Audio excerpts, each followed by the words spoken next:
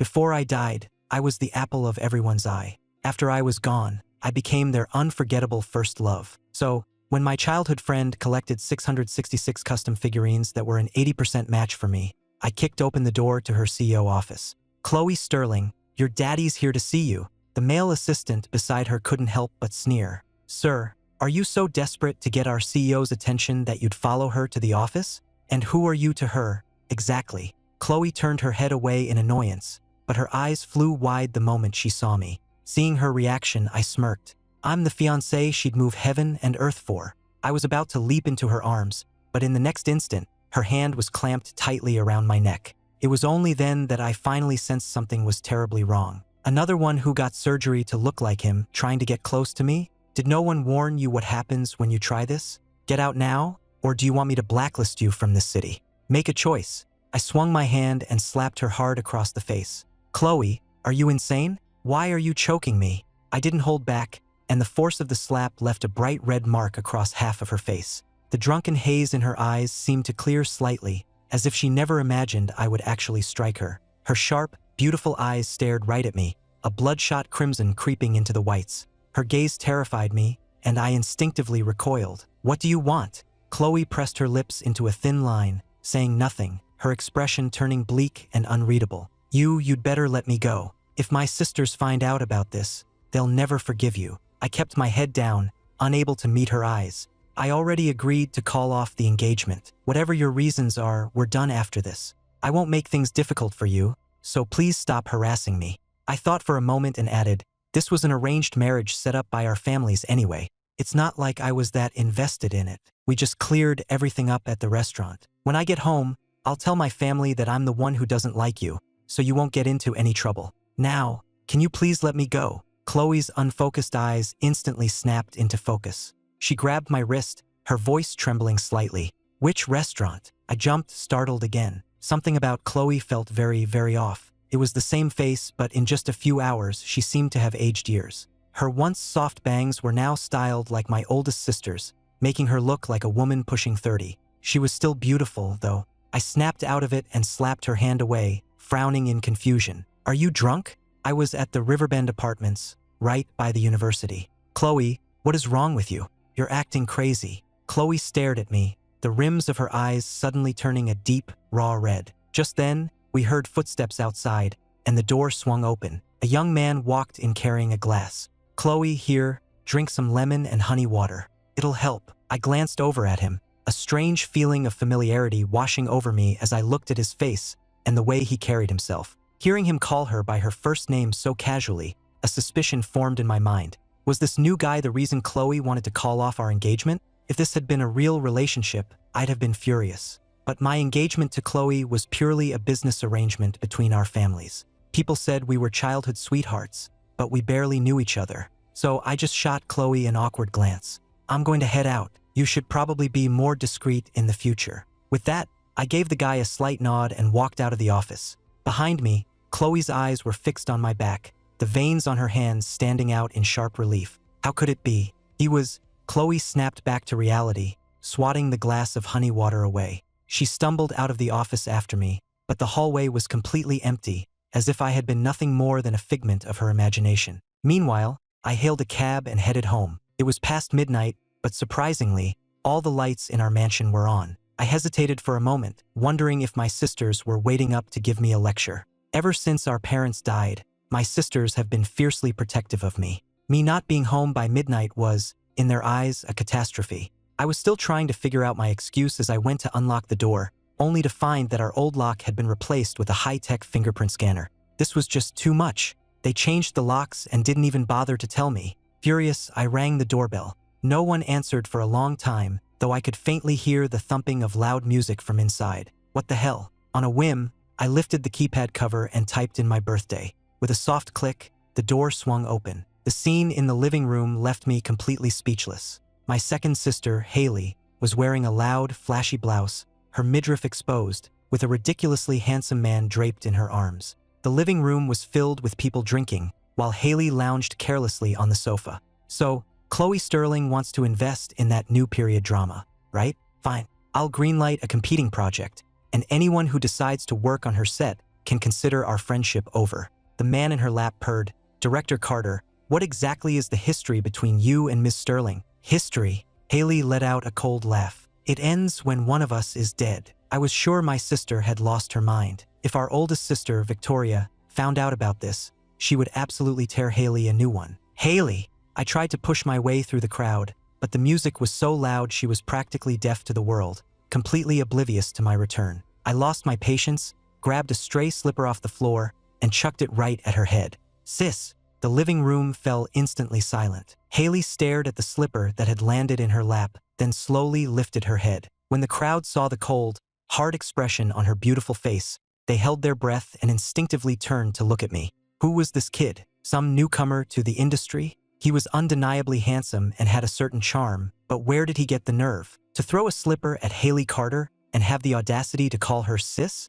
Everyone knew that calling Haley sis was a forbidden word. A rising star had tried to get on her good side by calling her that once and was immediately blacklisted. Everyone braced for an explosion, but to their astonishment, she just stared at me, frozen, as two streams of tears began to roll down her cheeks. "Ethan?" I didn't register her strange reaction, just assuming she was drunk and acting out. I stormed over and grabbed her by the ear. "Haley Carter, you are in so much trouble, and crying won't help you one bit. You know you have a sensitive stomach, yet you're drinking this much? Are you trying to kill yourself? Just because Victoria is out of the country on business, you think you can do whatever you want?" Ignoring the shocked faces around us, I snatched the wine glass from her hand and tossed it into the trash. "I'm going to the kitchen to make you something to sober you up. In the meantime, tell your friends to leave." Before I could finish, Haley suddenly threw her arms around me, hugging me tightly and sobbing uncontrollably. "Ethan, it's really you, Ethan. Oh my God,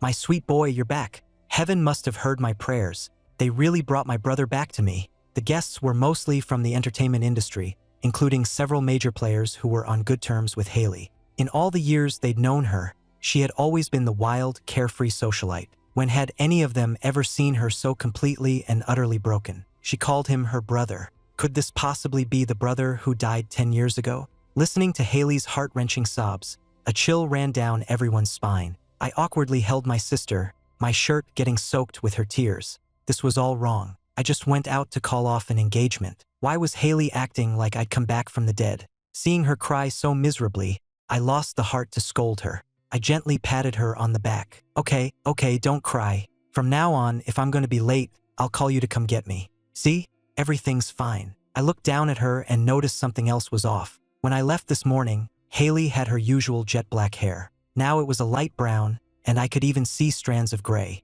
"Sis, how did your hair change so much in one day?" I ran my fingers through her messy locks. It didn't feel like a wig. Haley suddenly realized something was terribly wrong. Ethan had died in a car crash 10 years ago, yet the person in her arms was undeniably her precious little brother, and he was even wearing the same suit he'd had on the day of the accident. She had it custom-made for him in Paris, with his name embroidered on the cuffs. She could never mistake it. The realization hit her like a physical blow, and as she looked at my confused face, her mind reeled. She kicked all her party guests out of the house. Then, treating me like I was made of glass, she pulled me close and examined me from head to toe, speechless for a long time. Finally, she spoke, her voice stiff. "You were in a car accident 10 years ago. Me, Victoria, Ashley, and Riley, we searched with rescue teams for 6 months. All they ever found was your car. Where have you been all these years? Why didn't you come home?" We.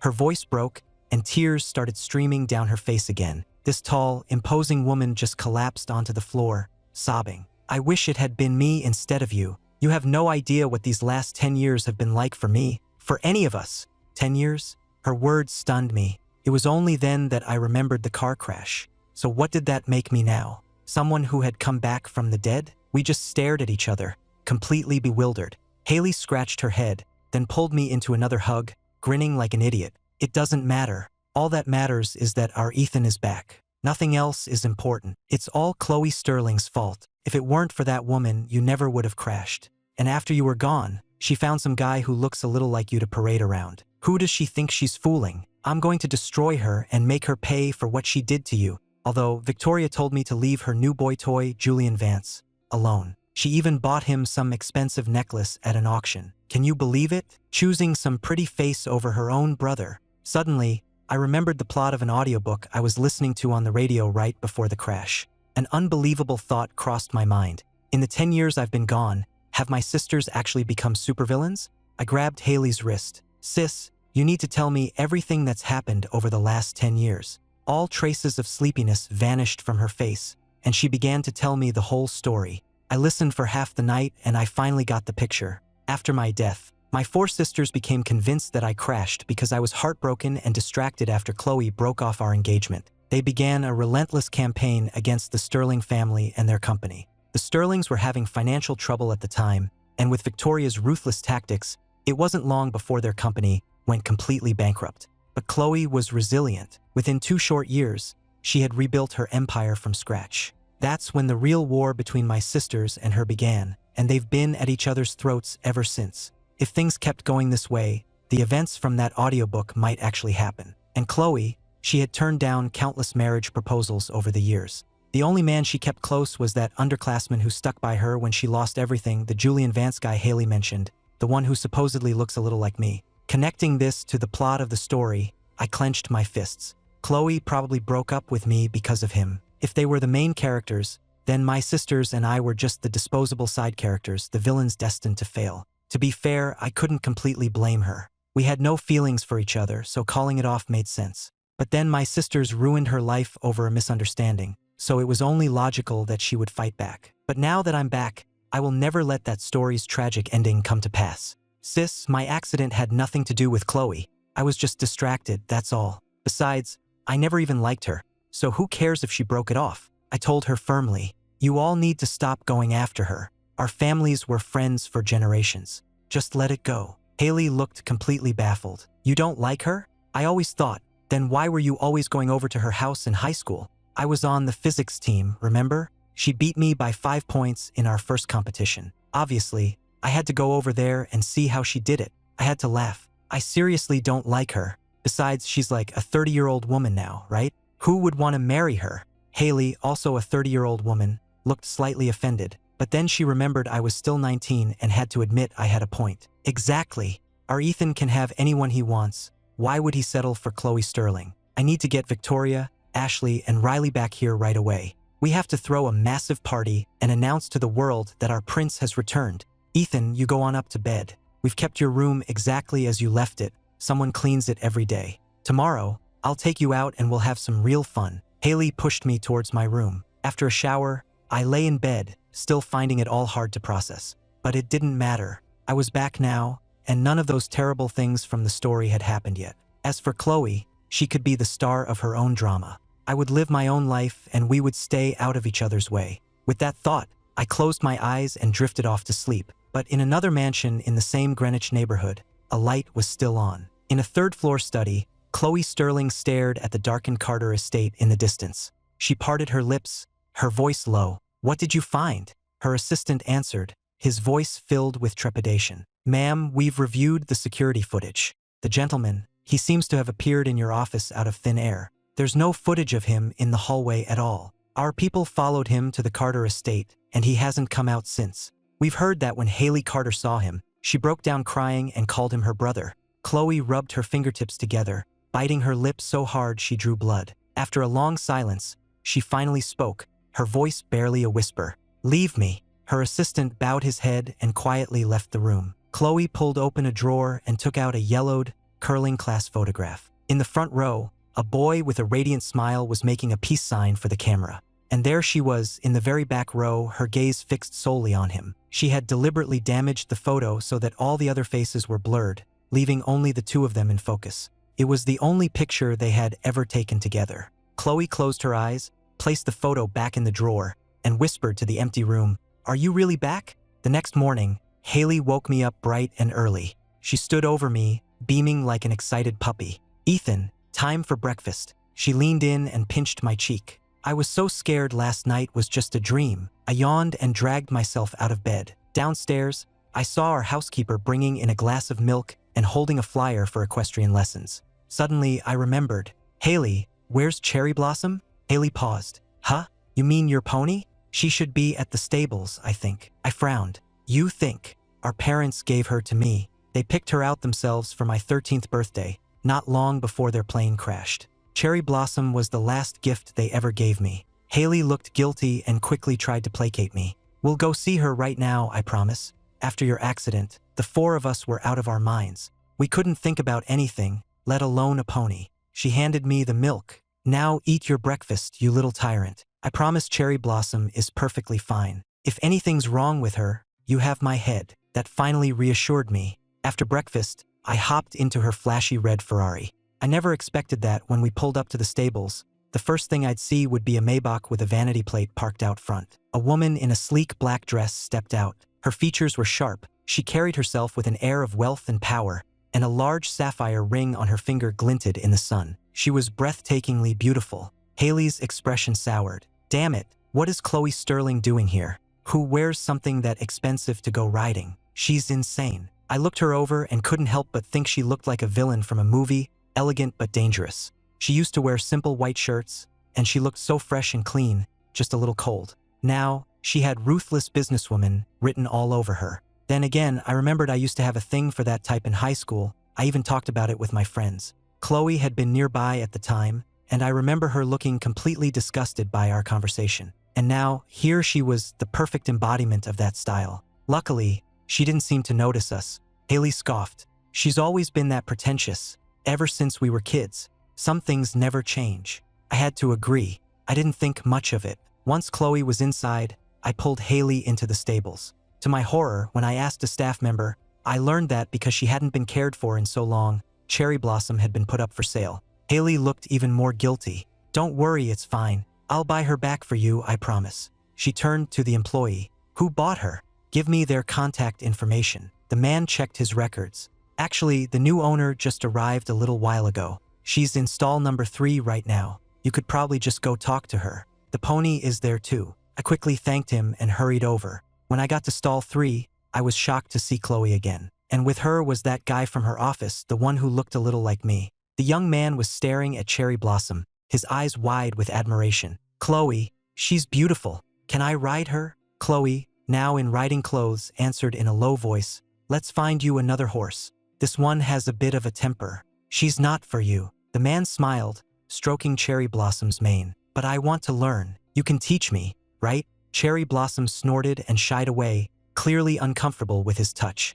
I clenched my fists. Had she really bought my pony? She steals my horse, complains about her temper, and now she's going to get a different one for her new boyfriend to ride? This was unbelievable. I pushed open the stall door and walked up to them. Miss Sterling, could I have a word with you? Julian Vance looked at me, his expression a mixture of surprise and something else I couldn't quite read. Chloe turned, her brow furrowing slightly when she saw me. Her gaze then shifted to Haley, who was right behind me. Haley, who is this? Haley stepped in front of me protectively. She looked like she was about to say something sarcastic, but then she remembered what I told her about the accident and forced herself to speak civilly. It's Ethan. He's back. The hand Chloe was holding the reins with trembled. Her eyes fell on me, her expression a perfect mask of confusion. Ethan? How is that possible? She had deliberately arranged for those flyers to be distributed in our neighborhood, betting that I would come to see Cherry Blossom. She never expected it to actually work. Thank God she had bought the pony. The familiar scent of him filled her senses, and she struggled to keep her expression neutral, her palms slick with sweat. It's a long story, but the short version is, I'm back. I chose my words carefully. Would you be willing to sell Cherry Blossom back to me? You can name your price. I know my sisters went too far, but they only did it because they misunderstood the situation with me. I'm truly sorry for that. If you want some kind of compensation, we can talk about it. But before I could finish, Chloe shook her head. I'm afraid that's not possible. Why not? Is something wrong with her? Are you kidding? What could possibly be wrong with her? I stared at Chloe in disbelief. She's a horse. It's not like she has a job to go to, right? To my utter astonishment, Chloe actually nodded. You're right, she does have a job. Sterling Pictures is producing a new fantasy series, and she's been cast in a major role. Filming is about to begin, which is why I'm here to pick her up. It would be impossible to find a replacement on such short notice. She stroked Cherry Blossom's neck, her voice flat. So, I'm sorry, but I can't sell her back to you. You're welcome to visit her on set, though. Haley opened her mouth to argue but found she had nothing to say. She couldn't necessarily outbid Chloe, and as for pulling strings, the two of them were practically mortal enemies. Only Julian, standing to the side, quietly clenched his fists. The original script hadn't called for a horse. But late last night, Chloe had suddenly ordered the writers to do an emergency rewrite, and now here she was, personally picking up this specific pony. He had thought it was strange, but now, seeing this boy, Ethan, it all made sense. Chloe was doing all of this for him, but her long-lost first love, hadn't he been dead for years? I looked at Cherry Blossom, then back at Chloe and Julian, my mind in turmoil. I didn't want to get involved with them, but I couldn't just leave my pony. After a long pause, I asked, "Can I at least spend a little time with her before she goes?" I looked at Chloe, my voice soft, my eyes wide and pleading. The sight of me made her heart skip a beat. Chloe had always believed that at 30, she had enough self-control not to act like a flustered teenager around Ethan. But she had sorely underestimated his effect on her. He was the secret she had never dared to confess, the dream she had lost before it could even begin. When she heard he had driven off a bridge, she had wanted to die with him. She never would have broken their engagement if her family hadn't gone bankrupt. She couldn't bear the thought of dragging him down with her. But of all the days for the accident to happen, it had to be that one. For 10 years, she had been haunted by the thought that if she hadn't broken up with him that day, she would have driven him home like she always did, and he might never have crashed. Now, seeing him again, hearing his voice, smelling his familiar scent, she wanted nothing more than to pull him into her arms and never let go. Her hand on the reins was slick with sweat. She suppressed the wild beating of her heart, reluctantly tore her eyes away from me and said calmly, "The transport vehicle will be here in about an hour. Please, feel free, Mr. Carter." My eyes lit up, and a genuine smile spread across my face. "Thank you, Ms. Sterling."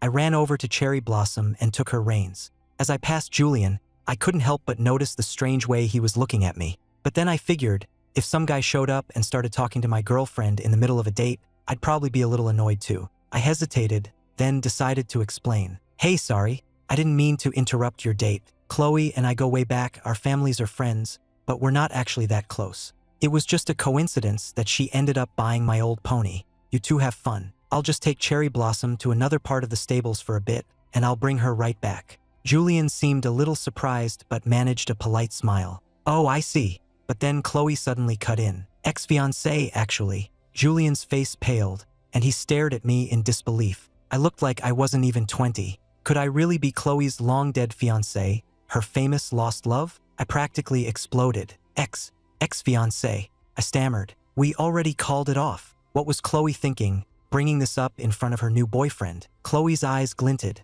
but her expression remained perfectly composed. "It's not a secret. A lot of people know about our history, don't they?" Something felt very wrong, but I couldn't figure out what it was. I just forced a smile, lowered my head, and started to lead Cherry Blossom away. But a stable hand stopped me. "Sorry, Mr. Carter, but the other riding areas are all booked at the moment." What a coincidence. The situation was getting more awkward by the second. I was just about to suggest I come back another day when Chloe let go of the reins. "You can have her for now. I was only here to arrange her transport anyway." She walked towards the lounge, her expression as cool and detached as ever, but inside, she was gritting her teeth in frustration. How dare he say they weren't close? Was she someone to be ashamed of? They had been engaged. She had been about to marry him, but then, remembering everything that had happened, Chloe's confidence faltered. He must hate her now. If she made one wrong move, she might lose the chance to even be in the same room as him. It was maddening. He was right here, and she was too afraid to go near him. Chloe took a deep breath, schooling her features back into a mask of calm indifference. It was okay. He was back. She would see him again. That was all that mattered. She just had to be patient. She couldn't rush things. And she had to be extra careful around those Carter sisters. She sat down on a sofa in the lounge, acting nonchalant, but her eyes never left me. She was so focused that she didn't notice the cold, calculating look that flashed in Julian's eyes. An hour later, the transport vehicle arrived. I watched as Chloe and Julian walked back towards me, side by side. Reluctantly, I let go of Cherry Blossom's reins. "Thank you, Miss Sterling. We'll be going now." Chloe gave a curt nod, said nothing more, and got into her car. I turned to Haley. "Are Victoria and the others back yet?" Haley gave me a mysterious smile. "Victoria should be just getting back from her trip. She's probably at the office. Riley is in Europe for a race, so she's unreachable. And Ashley is out of the country too. I haven't told any of them you're back. I wanted it to be a surprise. We can go ambush Victoria at her office right now. I guarantee you, she'll cry even harder than I did." I got in the back seat, but halfway there, Haley's phone rang. She listened for a moment, her expression growing serious. Okay, I'm on my way. She hung up and looked at me hesitantly. Ethan, something's come up with Riley. I have to go. Can you get to Victoria's office on your own? What's wrong with Riley? I asked, concerned. It's nothing major, Haley said vaguely. I can handle it. You go on ahead. I had no choice but to get out of the car and head to the company myself. I explained who I was at the front desk, but was told Victoria was still in a meeting. With no other option, I headed to the lounge to wait. As I passed the break room, I overheard a sarcastic voice. Kevin, don't tell me you haven't heard. The CEO booked out the entire oceanfront grand tonight. She's even got a fireworks display planned. She's going to propose to Mr. Vance. All that time you spent sucking up to her, hoping to secure your position. Now that your dream of marrying into the family is officially dead, when are you planning on packing your bags and getting out? Kevin? The name sounded strangely familiar. I peeked my head around the corner and saw a man in a sharp suit standing by the coffee machine. The hand holding his mug was trembling slightly. An assistant type was jabbing a finger at the man's chest, his voice dripping with scorn. Some people should really take a look in the mirror, deluding yourself into thinking you could ever be with the CEO. Are you even worthy? Kevin stood tall, not saying a word, and turned to walk away. The other man deliberately bumped into him, sending scalding coffee all over his shirt and scalding the back of his hand. Kevin finally snapped, slapping the man across the face. Whether I'm worthy or not is none of your business. And who the hell cares about Victoria Carter anyway? My eyes went wide. This was my brother-in-law? The assistant, stunned that Kevin had actually hit him, just stood there holding his face. The commotion drew a crowd, and soon someone was asking what had happened. The assistant quickly recovered and put on a pitiful act. Assistant Hayes, I just made a casual comment about the CEO's proposal. Why did you have to get so violent and attack me? Kevin didn't bother to explain. He just looked at the man coldly. Then call the police. He had no time to waste on this. Covering his scalded hand, he turned to leave, only to run straight into someone. It was a woman in a severe black dress, her beautiful face cold and serious, her tie perfectly knotted. Seeing Kevin's disheveled state, her brow furrowed in annoyance. What have you done now? The onlookers quickly filled her in on what had happened. The instigator looked at Victoria with tears in his eyes, playing the victim for all he was worth. Victoria's expression grew even darker. Kevin, is this office a place for you to throw tantrums and bully your colleagues? Kevin just laughed coldly. If that's what you want to believe, there's nothing I can do. After 3 years of marriage, he was sick and tired of Victoria's coldness and selfishness. All her patience was reserved for that little celebrity, Julian Vance. She never listened to a word Kevin said, so there was no point in explaining. Victoria clenched her fists.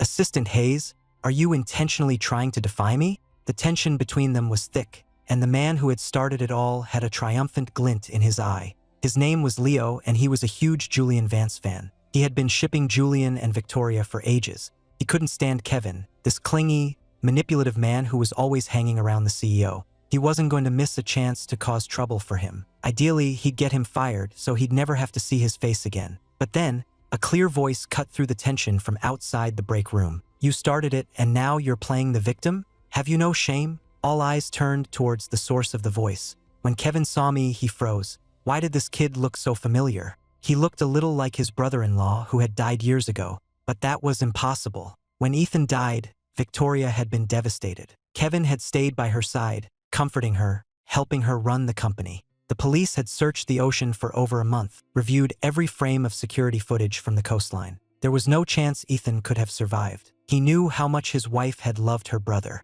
So at first, when Victoria was so kind to Julian Vance, who bore a slight resemblance to Ethan, he told himself she was just trying to fill a void. But as she continued to favor Julian time and time again, he finally understood his place. Victoria didn't see him as a husband. He was just a convenient, compliant partner who had been there when she needed someone. Leo, however, just scowled at me, muttering under his breath about my meddling. And who are you? You don't look like you work here. You can't just show up and accuse me of bullying. What proof do you have? He sized me up, a look of feigned innocence on his face, while his mind raced to figure out who I was. Was I some kid trying to get the CEO's attention, or a friend of Kevin's? I looked like a fresh-faced graduate, probably not too bright. Nothing to worry about. A look of contempt crossed his face, replaced by one of stubborn innocence. Ma'am, I swear on my life, if I'm lying, may I get hit by a car the second I step outside. Does he dare to make the same oath? I snorted. Are you a child? What's the point of making oaths?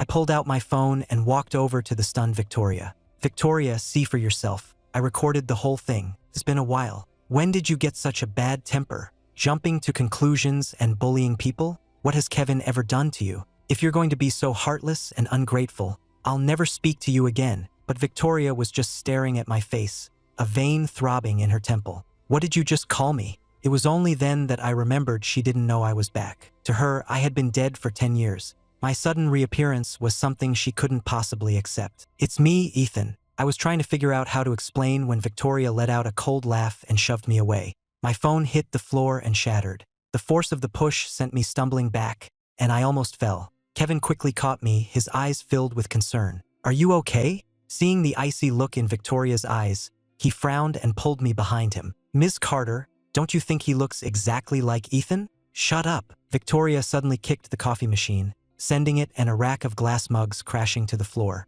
Shards of glass flew everywhere. Her face was contorted with rage, and she looked at Kevin as if she wanted to kill him. You think because I let you get close, you can take advantage of me? So you found some cheap look-alike to impersonate my brother? Kevin, how dare you? A shard of glass sliced my calf. Seeing the murderous look in Victoria's eyes, I froze, and tears started to stream down my face against my will. Victoria didn't recognize me. She had always been the one who doted on me the most. Haley and even Chloe hadn't doubted me, so how could she? I choked back a sob. Victoria, it's really me, Ethan. If you don't believe me, we can do a DNA test. Get out. Victoria shoved me to the ground. She turned to Kevin, her voice terrifyingly cold. Get him out of my sight. Now, if I ever see him again, I will personally destroy that face of his. I'll make him wish he were dead. There is only one Ethan, and no one can ever replace him. Kevin helped me out of the building, his eyes fixed on me the entire time. The resemblance to his late brother-in-law was so uncanny it was disorienting, making him feel like he'd stepped back in time. Kevin, don't worry, I said, my voice thick with sorrow. I'll make this right for you. Hearing me call him by his first name with such familiarity, Kevin felt a strange certainty that I really was his brother-in-law. Before he could say anything, I collapsed onto the sidewalk and started to cry. Ever since I'd come back, it had been one thing after another, without a moment's rest. There was a 10-year gap in my life, and there was so much I didn't understand. And now, to be thrown out so cruelly by my own sister, I had been coddled and spoiled my whole life. How was I supposed to handle this? Hearing me sob, Kevin stood there awkwardly, not knowing what to do. Finally, he said, "Don't be upset. Your sister, she's just very stubborn." His eyes were filled with sympathy as he gently patted my back. I looked up, my eyes swollen and red. Kevin, how could she do that? She used to love me more than anyone. Kevin gave a bitter smile. She only has eyes for Julian Vance now. She doesn't care about me, her husband, so why would she care about a brother who's come back from the dead? I stood up and dialed Haley's number. Haley, Victoria is proposing tonight. Haley sounded confused on the other end of the line. Proposing? To who? She and Kevin have been married for years. What's with the sudden romance? I laughed coldly. She's not proposing to Kevin. It's to another man. Haley understood immediately. Ethan, don't do anything rash. I'm serious. I'll call Victoria right now. Ignoring her pleas, I wiped away my tears, my expression hardening into cold resolve. No, I couldn't let her treat Kevin this way. Kevin stared at me, a flicker of hope in his eyes. Meanwhile, Haley stood in a hospital hallway, gripping her phone so tightly her knuckles were white. The second the call connected, she exploded. Victoria Carter, have you lost your goddamn mind? Victoria held the phone away from her ear, her voice tight with annoyance. I'm busy. Get to the point. Busy? Busy planning your proposal to that little celebrity of yours. Haley sneered. Do you have any idea who you just threw out of your office?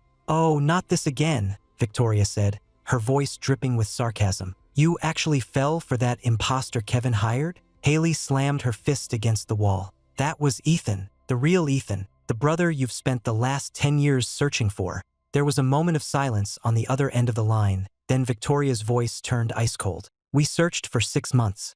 All they found was his car. If you ever joke about this again, I will have you committed to the family's private psychiatric hospital. Do I sound like I'm joking? Haley's voice was dangerously quiet. Where is he now? Victoria seemed to sense something was wrong. What? So you can throw him out again? Haley laughed coldly. I'm warning you, Victoria. If you dare propose to that fraud tonight, I will make sure that by tomorrow morning, The entire city knows that Kevin Hayes is your husband. Are you threatening me? I'm trying to save you, Haley said, her voice low. You know what Ethan is like. If you really abandon Kevin, he will never forgive you. He'll never call you his sister again. The line went dead, the dial tone echoing in the empty hallway. Haley stared at her dark phone screen and scrubbed a hand over her face. Her dear sister. She'd better not live to regret this. Moonlight flooded the grand ballroom on the top floor of the Oceanfront Grand. Victoria was just about to drop to one knee, and Julian was already looking misty-eyed with emotion when the ballroom doors were suddenly thrown open. The entire room fell silent, and all eyes turned to the entrance.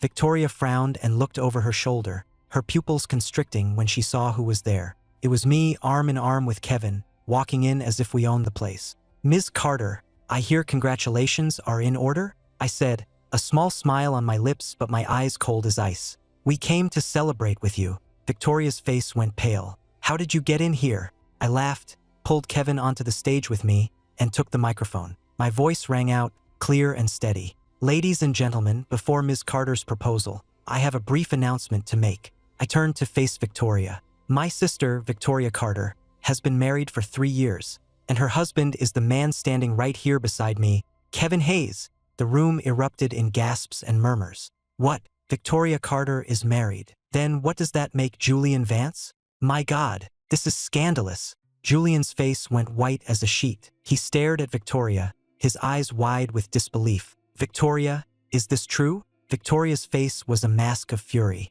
She lunged forward and grabbed Kevin's wrist. Kevin, there's a time and a place for your jealousy. I stepped between them, meeting her gaze without flinching. What's the matter, Miss Carter?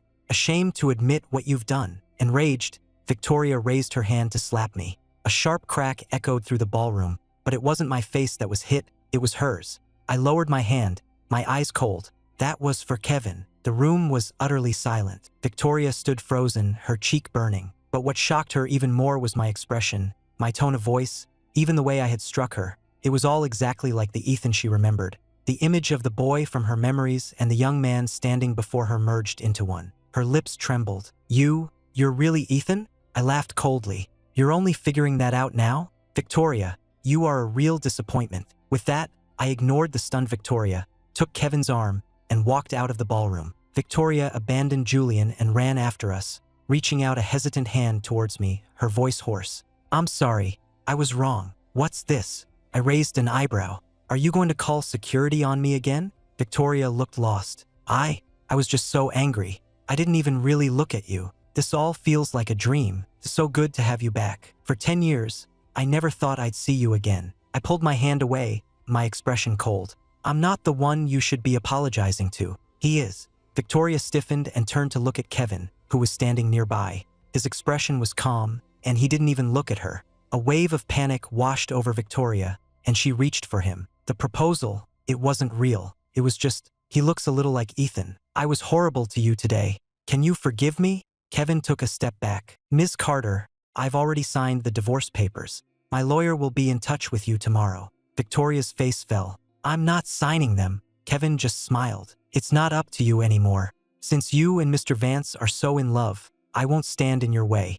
I have no desire to be the third wheel in your relationship. With that, he turned and walked away. Wow, Kevin was so cool. I watched him go, my eyes shining with admiration. Then I turned and saw my useless sister just standing there, not even trying to go after him. Victoria, if you ever want me to call you my sister again, you will go after him and bring him back. Otherwise, as far as I'm concerned, we're done. The next day, Julian Vance sat in his dressing room, his fingers gripping his phone so tightly the screen threatened to crack. The trending topics on Twitter were like daggers in his eyes. Victoria Carter's secret marriage exposed Julian Vance, the other man, Julian. You're getting destroyed online. What did Ms. Carter say? His agent asked, wringing his hands. Julian bit his lip, his nails digging into the back of his phone case. He called Victoria, his voice instantly thick with fake tears. Victoria, what am I going to do about all these things people are saying online? My career is just taking off, and now this. He could hear the rustling of papers on the other end of the line.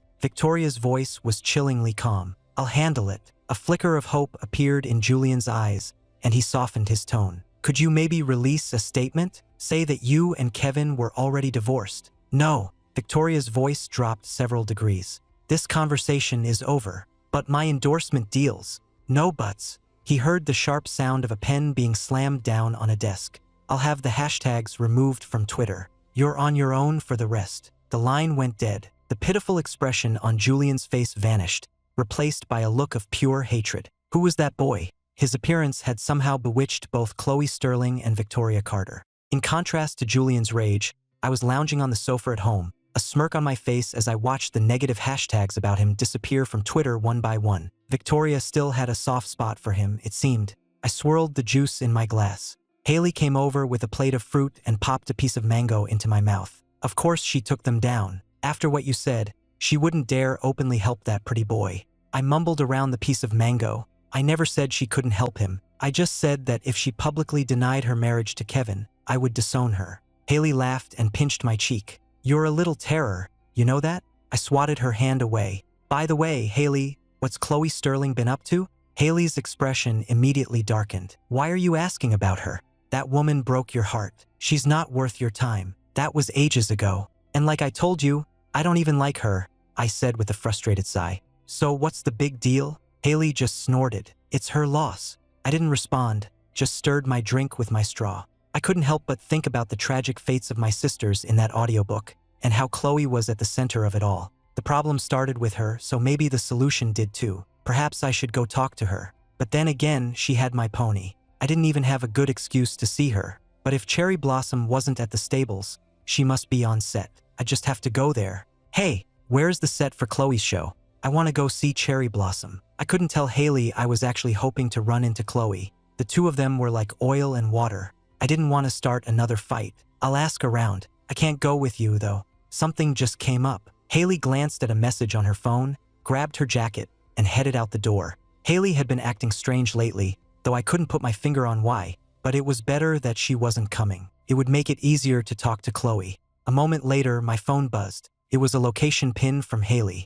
I took a cab to the set, and one of Haley's contacts led me straight to the area where they kept the animals. The moment I saw Cherry Blossom, my face lit up, and I ran over to stroke her soft coat. Sunlight streamed through the skylights, glinting off her glossy coat. Suddenly, I felt a pair of eyes on me. I turned and saw Chloe standing just a few feet away. She was wearing a perfectly tailored black riding habit that accentuated her stunning figure. Her deep-set eyes seemed even more striking in the sunlight. Ms. Sterling, we meet again. I was missing Cherry Blossom, so I decided to drop by. Sorry for not calling first. Chloe's expression flickered, and she swallowed subtly. The set manager had sent her a photo of me with the pony, and she had immediately canceled 3 meetings to rush over. It's fine, she said, her voice steady, though the slight clenching of her jaw betrayed her nerves. I didn't notice, too busy petting Cherry Blossom. Is she adjusting okay to being on set? Is she behaving herself? She's been very good, Chloe's voice softened. I'm sure she's happy to see you. As if on cue, Cherry Blossom nuzzled her head affectionately against my hand. This pony was the only legitimate reason she had to contact me. I blinked. Well, even though you're her owner now, thank you for taking such good care of her. Can I buy you a coffee to say thanks? This was a rare chance to be alone with him. Chloe lowered her eyes to hide the emotion in them, and after a moment's pause, she nodded. From the shadows of a nearby corner, Julian watched, his nails digging into his palms. He had come to the set to ask Chloe for help with the negative press, and had been told she was with the animals. He had followed her here only to find this scene. The way Chloe was looking at me was so tender it could melt glaciers. It was a look of complete devotion, a look he had schemed and plotted to get for himself, but never had. So that's how it was. Julian sneered, a malicious glint in his eye. We should probably leave separately, I suggested. This place is crawling with paparazzi. I wouldn't want to start any rumors that could hurt your reputation. Chloe seemed to understand, though her expression flickered for just a second. All right, I'll send you the location. Your iMessage number is still the same, right? After I confirmed it was, Chloe left. She didn't notice Julian, who had overheard our plan, slip out after her and get into his own car. I stood outside the coffee shop, tapping my fingers on my phone. The location Chloe had sent was a discreet cafe on the outskirts of the city, quiet and perfect for a private conversation. I pushed open the door, and a small bell chimed, and then I froze. There, at a table by the window, sat Chloe, and across from her was Julian Vance. He was leaning in close, his mouth open as if he were whispering something intimate to her. And Chloe wasn't pushing him away. In fact, she had her head tilted down, as if listening intently. My fists clenched at my sides.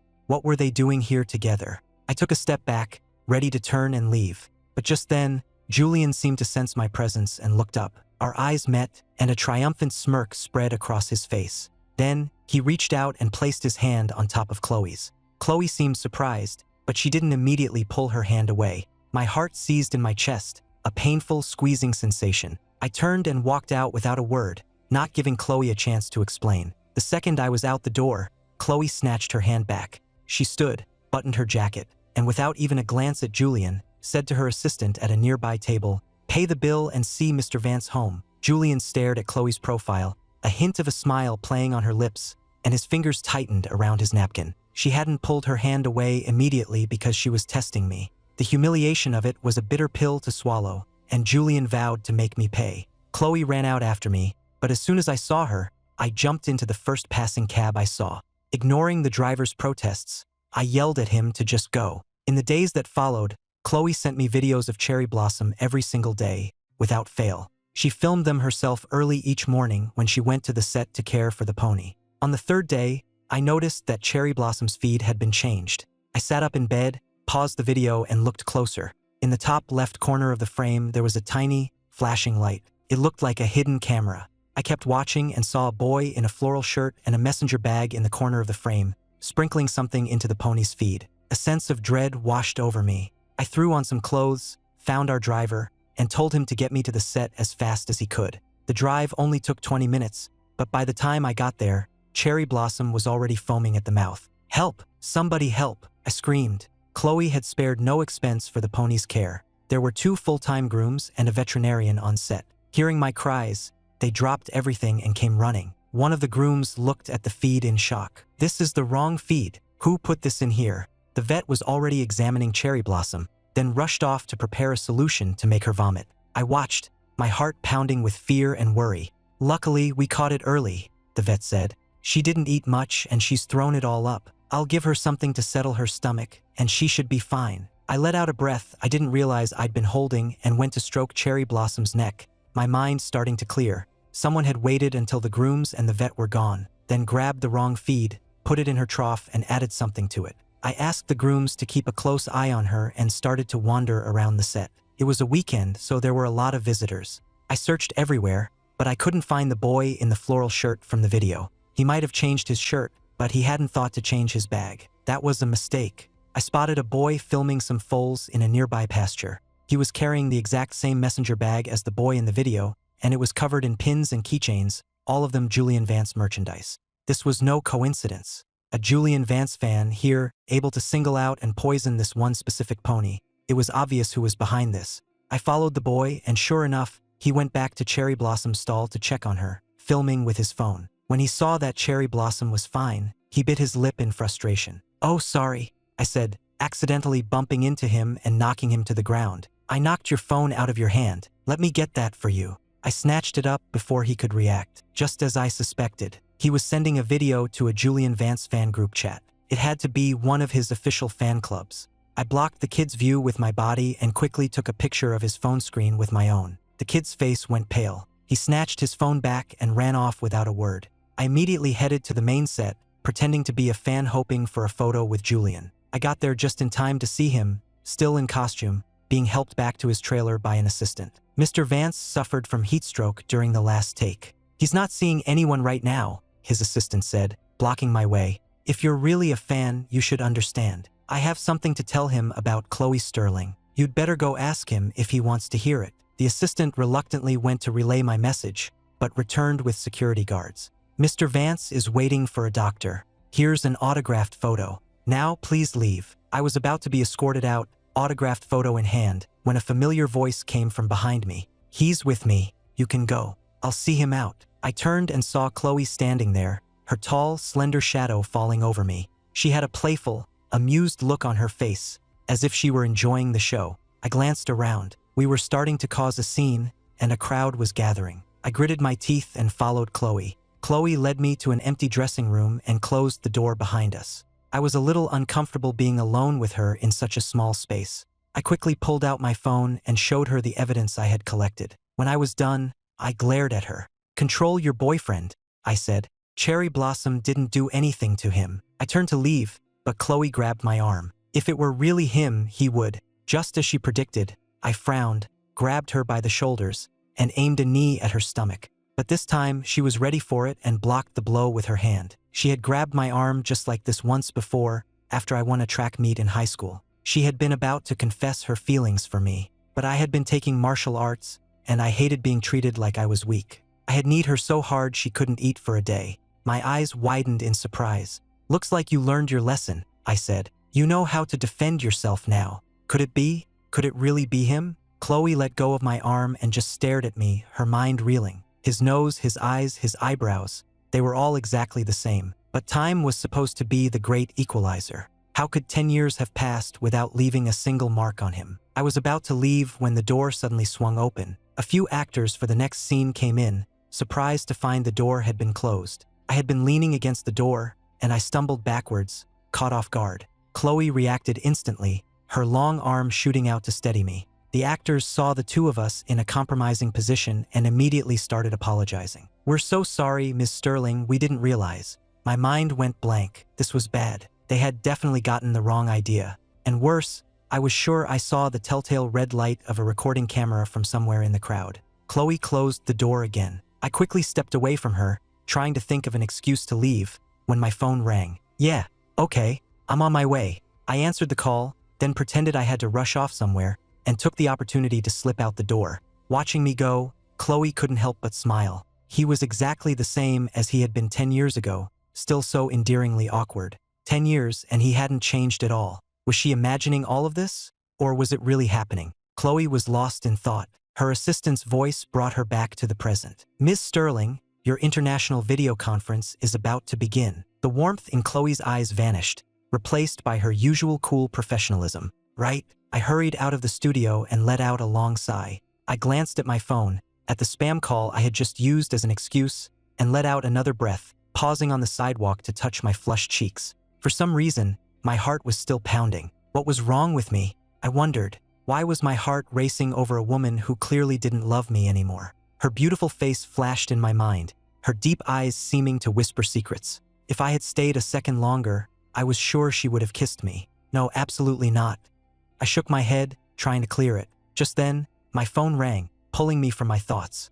"Are you busy?" "It's Ashley. She's having an episode." It was Haley, her voice frantic and choked with sobs. Before I could even respond, I heard the sound of glass shattering. Then there was a thud, as if the phone had been dropped, and all I could hear was my own frantic voice echoing on the line. "Haley? Haley, what's happening? He's not Ethan. He's a fraud." I heard a despairing cry, and then the line went dead. I stared at my phone in confusion, then hailed the nearest cab. Something was definitely wrong with Ashley. "Ethan died in that crash. You're all being fooled by him," Ashley screamed, stomping on the shattered remains of Haley's phone, repeating the words over and over like a mantra. Haley sat on the sofa, looking weary and resigned. She waved a hand at one of the house staff. "Get me a new phone." "It's not possible. He's not Ethan. He's a fraud.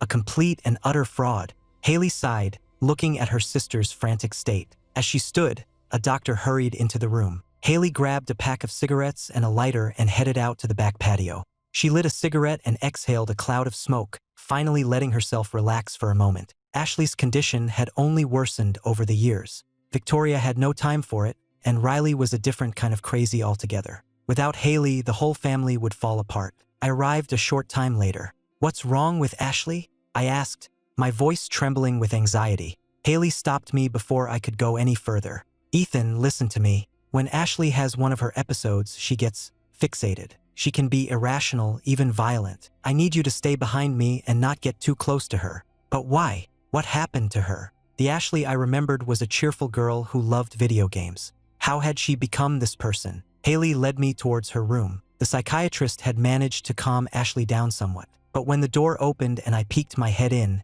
her eyes locked on me. "Fraud!" she screamed, grabbing the nearest object and hurling it at the door. Haley quickly pulled me out of the way and shut the door. "Why does she keep calling me a fraud?" I asked, completely bewildered. "She saw some video online, and it just set her off. Now she's convinced you're an imposter. Nothing I say helps. Even Victoria called and couldn't get through to her." Haley rubbed her temples, the frustration and exhaustion finally getting to her. She was at her wits' end with Ashley. Just then, The psychiatrist slipped out of the room, a worried expression on his face. He silently handed Haley a phone. On the screen was a video of the incident in Chloe's dressing room. The video of Ms. Sterling pulling me close, right as the door opened. That's what triggered her. I felt a flush creep up my neck, and my heart started to beat faster.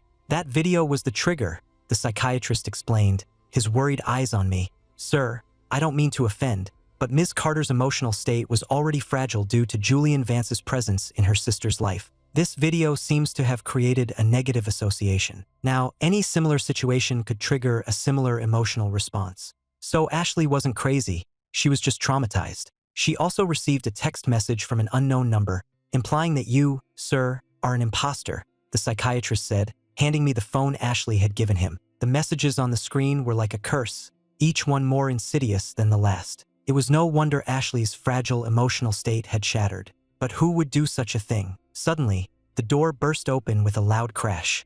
Ashley stood there, her eyes a terrifying, bloodshot red, fixed on me. The veins in her neck bulged, and before anyone could react, she lunged, her hands closing around my throat. I stumbled backward under the force of her attack, my back slamming against the wall. My hands felt numb as I feebly tried to pry her fingers from my neck, my voice a hoarse whisper. Ashley, it's me. Haley and the psychiatrist rushed forward, using all their strength to pull Ashley off me. I collapsed to the floor, coughing and gasping for air, my eyes bloodshot as I stared in shock at the wild-eyed woman who was my sister. No, this wasn't her. Haley managed to get Ashley back into her room and lock the door, then rushed to my side. Ethan, are you okay? I took a moment to catch my breath, then coughed. I'm fine. I said I was fine, but the red marks on my neck throbbed with pain at the slightest touch. Is she often like this? Haley shook her head, leaning heavily on a nearby table. No, only when someone mentions you. If that was the case. I thought for a moment, then stood up and walked purposefully towards Ashley's room. What are you doing? Haley cried, grabbing my wrist. I looked at her, my expression determined. I'm the cause of this. Let me be the one to fix it. I placed my hand on top of hers and gave it a gentle pat. It was an old signal between us, from when we were kids. It meant, I trust you. Haley looked at me, her eyes misty, a lump forming in her throat. She didn't say anything, just nodded. Your cooperation would be very helpful, sir, the psychiatrist said. If you could talk to her about your childhood, share some memories, it might help to calm her.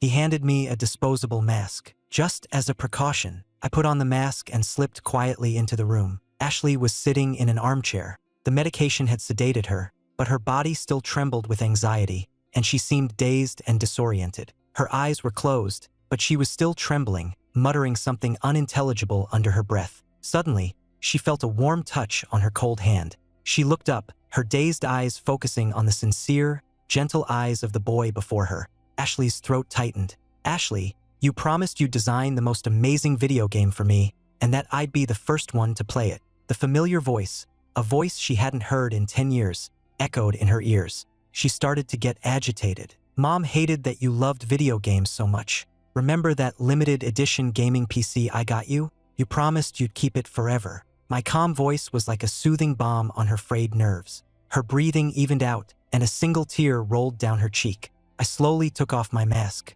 Ashley, it's me. Ethan's home. Ashley stood up and reached out a trembling hand to touch my face. When she realized I was real, she pulled me into a fierce hug. Yes, this was real. Ethan was back. Seeing that Ashley had calmed down, the psychiatrist and I both breathed a sigh of relief. A little while later, with some gentle prompting from me, Ashley told us everything. The messages were from Julian Vance, she said, her voice clear and steady. Haley knew what her sister was like when she was lucid. If Ashley said it was him, then it was him. My expression darkened. Julian Vance again. Just then, a text message interrupted my thoughts. Mr. Carter, do you have a moment to talk? This is Julian Vance. So he was making the first move. I typed a one-word reply, where? Half an hour later, we were sitting in a coffee shop. Mr. Carter, we meet again. Julian pushed a cup of coffee across the table towards me, his eyes raking over me with a look of arrogant disdain. He was acting like he was the one in charge here.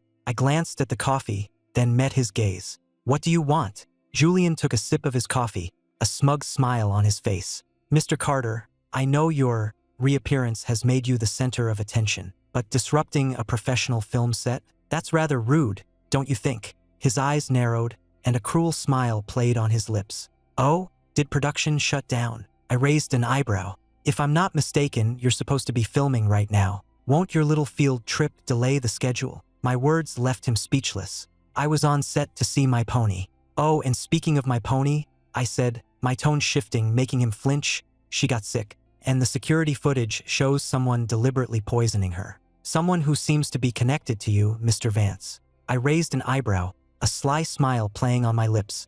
I saw the flash of panic in his eyes before he could hide it. "Mr. Carter, you shouldn't make such baseless accusations," Julian said, forcing a strained smile and clearing his throat. He wasn't going to confess, but the look on his face when I mentioned the poisoning told me everything I needed to know. Suddenly, the quiet cafe was filled with the buzz of conversation. I frowned, catching snippets of words. "Riley Carter, racing, crash. Are they talking about Riley Carter, the race car driver?" "Yes, that's her. I'm a huge fan. She's gorgeous. Such a beautiful girl. I can't believe she crashed. I hope she's okay." Riley. The name hit me like a punch to the gut. I grabbed my phone, and the headline was the first thing I saw.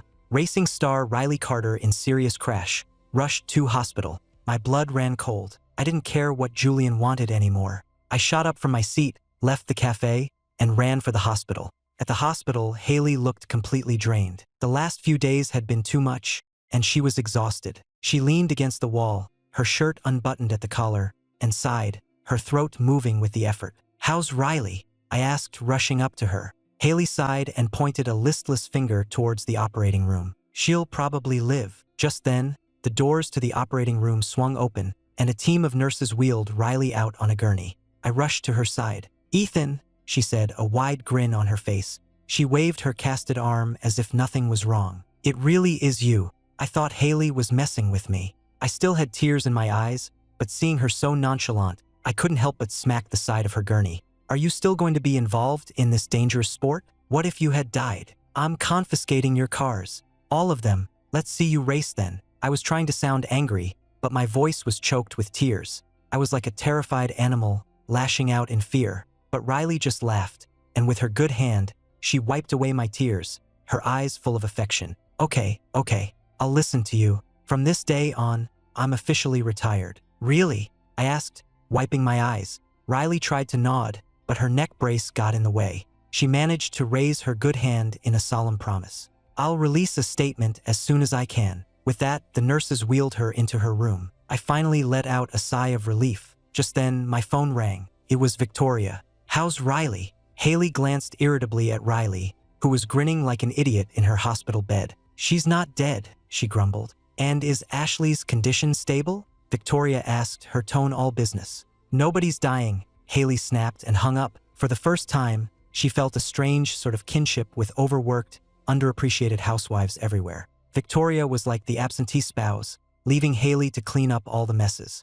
A mentally ill sister, a daredevil sister. What a mess it was. Haley pushed open the door to Riley's room and found her propped up in bed, recording a video on her phone. "To all my fans, I'm sorry to have to talk to you like this.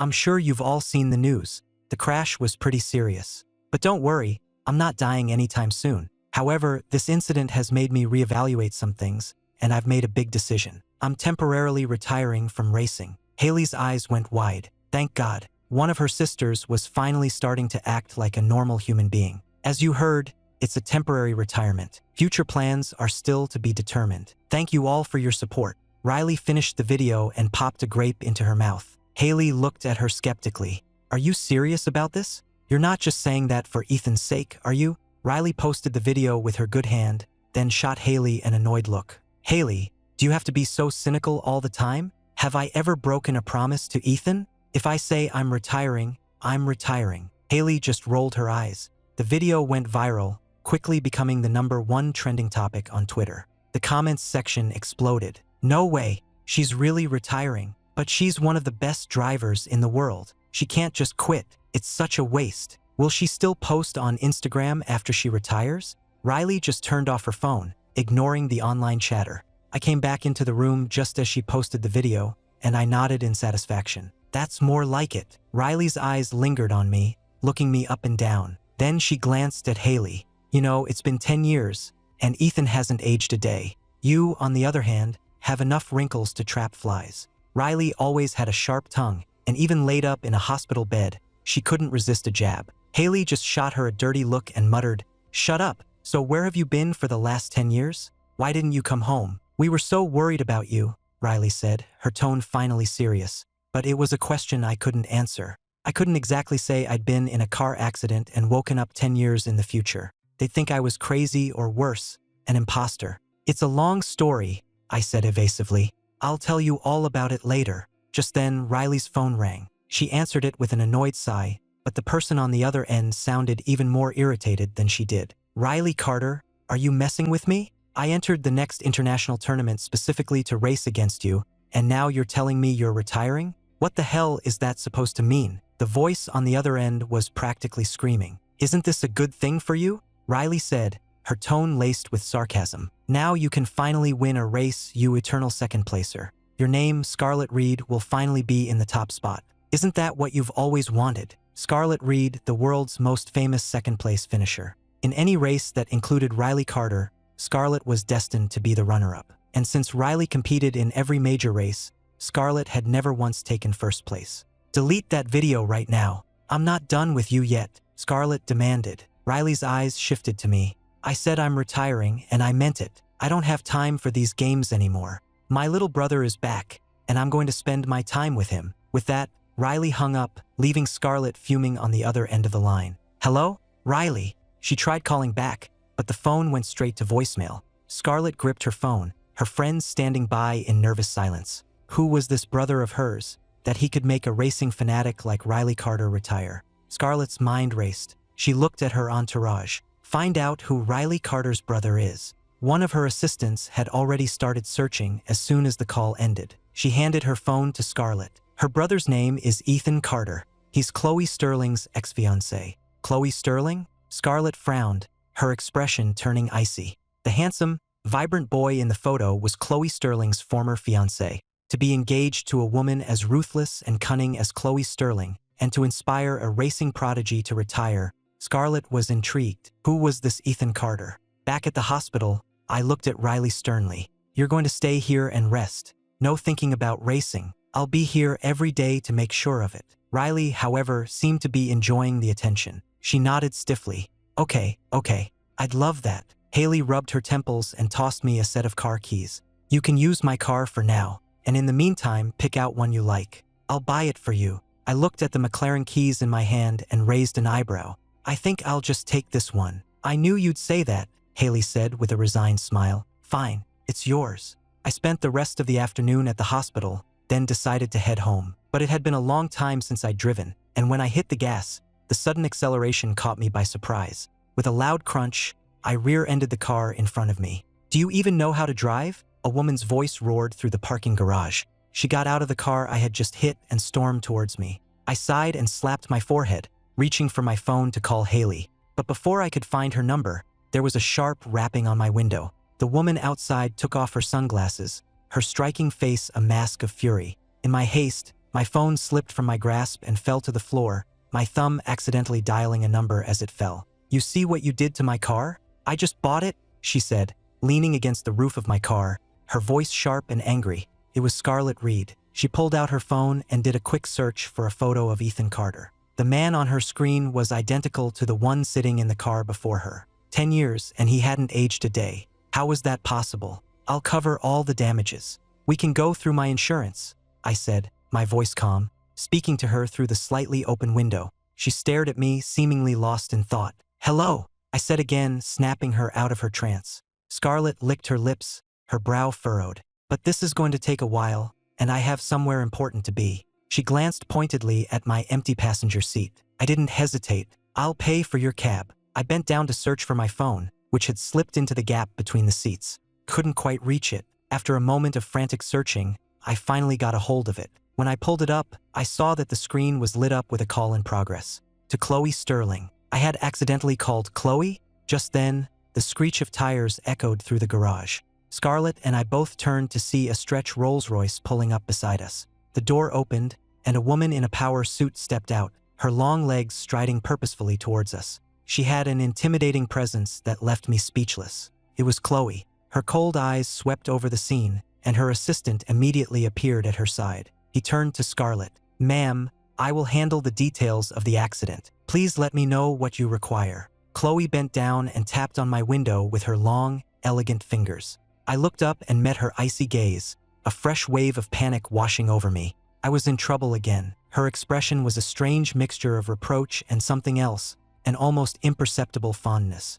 A faint smile touched her lips. "Get out of the car." For some reason, Chloe's arrival made me feel a sense of relief. I forgot all about calling my sister, unlocked the door, and got out. "I'll take you home," she said, her hand closing around my wrist in a familiar gesture. Her hand was warm, and before I could protest, she was pulling me into her car. The car pulled away, the silence inside almost deafening. "Do you know that woman?" Chloe's low voice finally broke the silence. I shook my head. "No." Chloe's expression darkened. She had seen Scarlet's phone screen. The woman had been searching for information about me. It was clear she was up to something. A short time later, the car stopped in front of my house. I quickly unbuckled my seatbelt. "Thanks for the ride. I'm going to head in." I opened the door and got out, all in one smooth motion. Watching me go, Chloe looked down at the hand that had held my wrist, a phantom warmth still lingering on her skin. A moment later, she picked up her phone. The second the call connected, she said, her voice low and dangerous, "Keep an eye on Scarlet Reed. I want to know her every move." Her assistant, sensing her displeasure, had already put a tail on Scarlet. "Ma'am, the bar Scarlet Reed invested in is having its grand opening tomorrow. It's at the Golden Age Plaza downtown." "You know what to do," Chloe said, her voice like ice. "Don't worry, ma'am. It will be taken care of," her assistant replied. Chloe hung up, satisfied. She would drive away anyone who tried to get close to Ethan with ulterior motives. 10 years ago, she had been powerless to protect him. This time, she would not let anyone hurt him. She waited until she saw the lights go on in my room, my silhouette visible through the curtains, before she finally told her driver to go. Just as her car pulled away, Haley's pulled up. She got out of her car and saw a familiar set of taillights disappearing down the street. Chloe's car was unmistakable. "Chloe Sterling?" Haley's weary eyes narrowed with suspicion. She looked up at my window, then ran into the house. "Ethan," I opened my door. "What's wrong, Haley?" Seeing that I was unharmed, Haley let out a sigh of relief. "Nothing. I just thought I saw Chloe Sterling's car outside." "She didn't bother you, did she?" I coughed, awkwardly changing the subject. "You must be tired. You're probably just seeing things. She's busy with her company. I doubt she has time to be driving around our neighborhood. Don't just stand there. Come in. You've had a long day, you should get some rest." Haley sighed. Chloe had been quiet lately. Maybe she had been mistaken. She walked into my room, and her eyes immediately fell on the red mark on my wrist. "What happened to your wrist?" "It's nothing," I said, quickly hiding my hand behind my back. "I just scraped it." But Haley grabbed my hand, her brow furrowed. "It's all red. Don't tell me it's nothing. Did Chloe do this to you?" "No, of course not." I had no choice but to give her the short version of the story. The fender bender, Scarlet harassing me, and Chloe showing up to save the day. "She was just passing by and helped me out of a jam. It's no big deal." Haley finally relaxed, but her relief was quickly replaced by guilt. She looked down, her tired eyes losing focus. She rubbed them and they were instantly bloodshot. "It's my fault. I should have taken better care of you." "Haley, don't be silly. I can take care of myself." I put my arm around her and did my best to comfort her, and eventually, she calmed down. Back in my room, I lay on my bed, staring at the ceiling. The light above me started to blur, and slowly, it took the shape of Chloe's face. Her eyes were distant, her dark eyes staring into mine as if she were looking into an abyss. But then, her lips curved into a soft, almost goofy smile. It was so strange. I shook my head, trying to clear the image from my mind. Just then, my phone buzzed with a text message, pulling me back to reality. I looked at my phone. It was from an unknown number, but the message made my blood run cold. "I have Riley's championship belt. If you want it back, meet me at the Golden Age Bar tomorrow at 8 p.m. Attached was a photo of the championship belt Riley had won at the World Championship. It was her most prized possession. I sat bolt upright and tried to call the number back, but it went straight to a generic voicemail message. I immediately opened my iMessage conversation with Riley, about to ask her about it. But then I stopped. No, Riley was still recovering. If she found out someone had stolen her belt, she would get so worked up she'd probably injure herself further. My sisters all had their own problems to deal with. This was clearly aimed at me. I bit my lip. I would have to go myself and see what this person wanted. But going to a bar alone was risky. I scrolled through my contacts, my eyes landing on Kevin's name. He was the only one I could ask for help. The next day, I went to the hospital to sit with Riley. I didn't mention the belt, but I did casually ask about Scarlet Reed. Scarlet, Riley laughed, struggling to sit up and pop a grape into her mouth. It was a comical sight. Ah, the eternal second placer. All she thinks about is winning. When I announced my retirement, she called and yelled at me, said I was messing with her. I started to get up to help her, but she waved me away. I just broke a few bones. I'm not an invalid. Besides, if I don't move around a little, my muscles will atrophy. I sat back down, resigned, and listened to her continue. She's a bit of an idiot, to be honest, so focused on racing she can't think straight. But I have to admit, her persistence is admirable. As she spoke, a look of suspicion crossed her face. Wait a minute, did she come looking for you? I nodded. Yeah, we ran into each other in the parking garage. It was nothing. Stay away from her, Riley warned immediately. She seems straightforward, but she's always scheming. She'll do anything to win. If you see her again, just walk away. Don't get involved with her. I will, I said, though my mind was already working. From what Riley said, Scarlet was obsessed but not evil. So who was the one threatening me with the belt? After a quick risk assessment, I left the hospital and texted Kevin, arranging to meet him at the Golden Age bar that night. I went home to get ready. As night fell, the city lights began to glow, casting a mysterious halo over everything. Chloe finished her work for the day and rubbed her tired eyes. She was just about to grab her coat and head home when her phone rang. Ma'am, we have a situation. It seems Mr. Carter has gone to the Golden Age bar. Her assistant's hesitant voice came through the line. Chloe's eyes snapped open. Without a second's hesitation, she shot up from her chair, grabbed her jacket, her eyes blazing with a cold fire. The roar of her car's engine cut through the night. She sped through the city streets. She would not let Ethan get into trouble again. Meanwhile, inside the Golden Age bar, a cheer erupted as someone popped a bottle of champagne, and the crowd went wild. A woman in a slinky dress and a chunky gold chain danced under the flashing lights. Someone raised a glass, a toast to Ms. Reed on her grand opening. Amidst the cheers, Scarlet slowly rose, took off her sunglasses, and accepted a glass of champagne from the woman beside her. Her dark red leather jacket shimmered under the neon lights,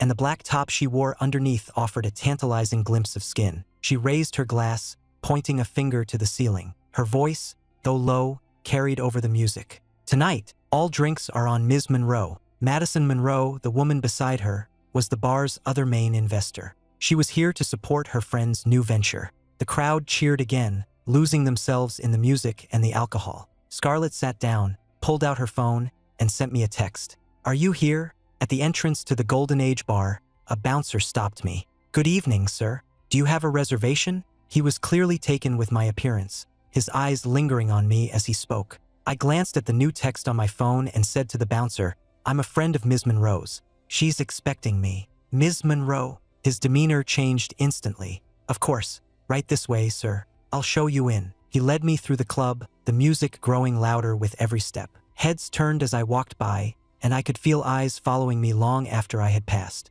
At a VIP table nearby, Madison Monroe's eyes lit up as she pointed me out to Scarlet. Hey, get a load of that guy. He's absolutely gorgeous. We have to get him to come over to our table. Scarlet looked up, her eyes meeting mine. A slow smile spread across her face as she stood and walked over to me. Mr. Carter, fancy seeing you here. My expression remained cold. Where's the belt? For a second, Scarlet looked stunned. She quickly looked down, trying to hide the panic in her eyes, but it was too late. I'd already seen it. Is this fun for you, Ms. Reed? I called her out, my voice dripping with contempt. Your little deception was pathetic. Honestly, with a brain like yours, I'm surprised you can even navigate a racetrack. Scarlet gritted her teeth. If there was one thing she couldn't stand, it was someone questioning her skills. But looking into my mocking eyes, she found she had no comeback. I sidestepped her and walked over to their booth, sitting down on the plush sofa.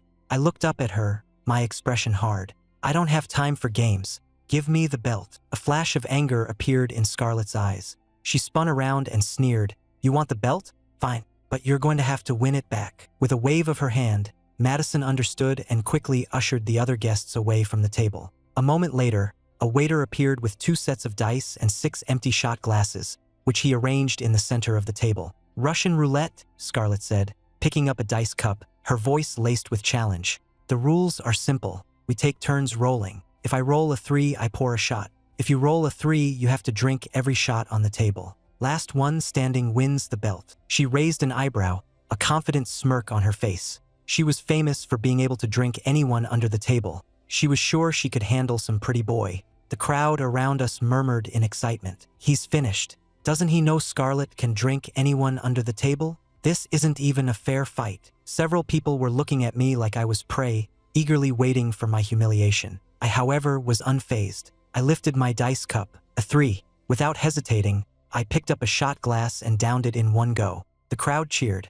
All right, this kid's got guts. I set the empty glass down and wiped my mouth. I had taken a sobriety supplement before coming in. The worst I'd feel later was a little dizzy. There was no way I was leaving without that belt. The cold, determined look in my eyes only seemed to fuel Scarlet's excitement. She raised an eyebrow, picked up her dice, and began to shake. Under the flashing lights of the club, the crowd's cheers grew louder with every round. The rattling of the dice was lost in the thumping music, but everyone at the table was on the edge of their seat. Just then, Scarlet's personal phone started buzzing, but she was so caught up in our game that she didn't even notice. "Scarlet, it's your fiancé," Madison said, frowning as she held out her own phone. The name Kane was lit up on the screen. Scarlet shot the phone an annoyed glance, snatched it from Madison's hand, and unceremoniously dropped it into a tall glass of whiskey. The phone buzzed twice, a desperate plea for help, before the screen went dark. Her eyes then snapped back to me, and she pointed at my dice cup. "Reveal." Meanwhile, Kevin was waiting outside the bar. He kept checking the time, then refreshing his iMessage chat with me. Ethan had been inside for almost half an hour with no word. Had something gone wrong? He couldn't wait any longer. He got out of his car and hurried towards the entrance. Just as he reached the door, a figure blurred past him, moving much faster. It was a tall, slender woman, radiating an icy aura. Her hurried pace made it clear she was also looking for someone. Kevin paused, a flicker of recognition in the back of his mind. As she disappeared inside the club, it hit him. It was Chloe Sterling. What was she doing here? The moment Chloe stepped inside, her eyes scanned the room. Her striking beauty made her impossible to miss, and it only took her a second to spot me in the VIP booth, a dice cup in my hand. When she saw the empty shot glasses lined up in front of me, her lips pressed into a thin, hard line. A storm of fury gathered in her eyes. She strode towards our table without hesitation, the veins on her forearms standing out, each step radiating a predatory pressure. "Sorry, sweetie, there's a dress code for this table, and you're a little too corporate," one of Scarlet's friends said, blocking Chloe's path. She looked Chloe up and down with a dismissive sneer. "You don't get it, do you?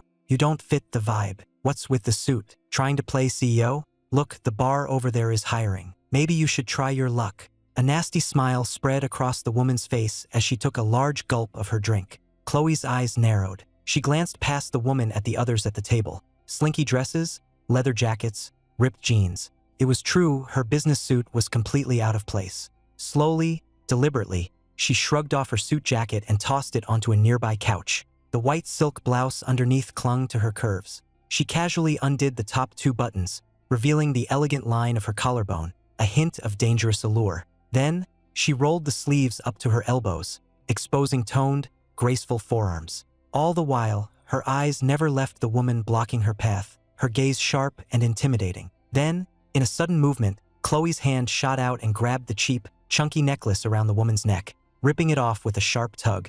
She calmly draped the gaudy necklace around her own neck, then looked down at the stunned woman, her voice like ice. "Now, may I come in?" The look in her eyes was terrifying. The woman paled, swallowed hard, and quickly stepped aside. "Yes, of course." By now, Scarlet was visibly drunk. She stared at my dice cup, her voice a giddy shout. "Reveal it! Come on!" I frowned. Even with the sobriety supplement, my stomach was churning uncomfortably. I took a deep breath and reached for the 5th shot glass. Suddenly, a warm hand closed around my wrist, stopping me. I looked up, straight into Chloe's blazing, furious eyes. Chloe picked up one of the full shot glasses, her voice dangerously low. "Are you trying to kill yourself?" My face was flushed, and I shoved her hand away, a mixture of embarrassment and drunken anger. "Leave me alone." But the alcohol had taken its toll. I tried to stand, but my legs were unsteady. I staggered and fell right into Chloe's arms.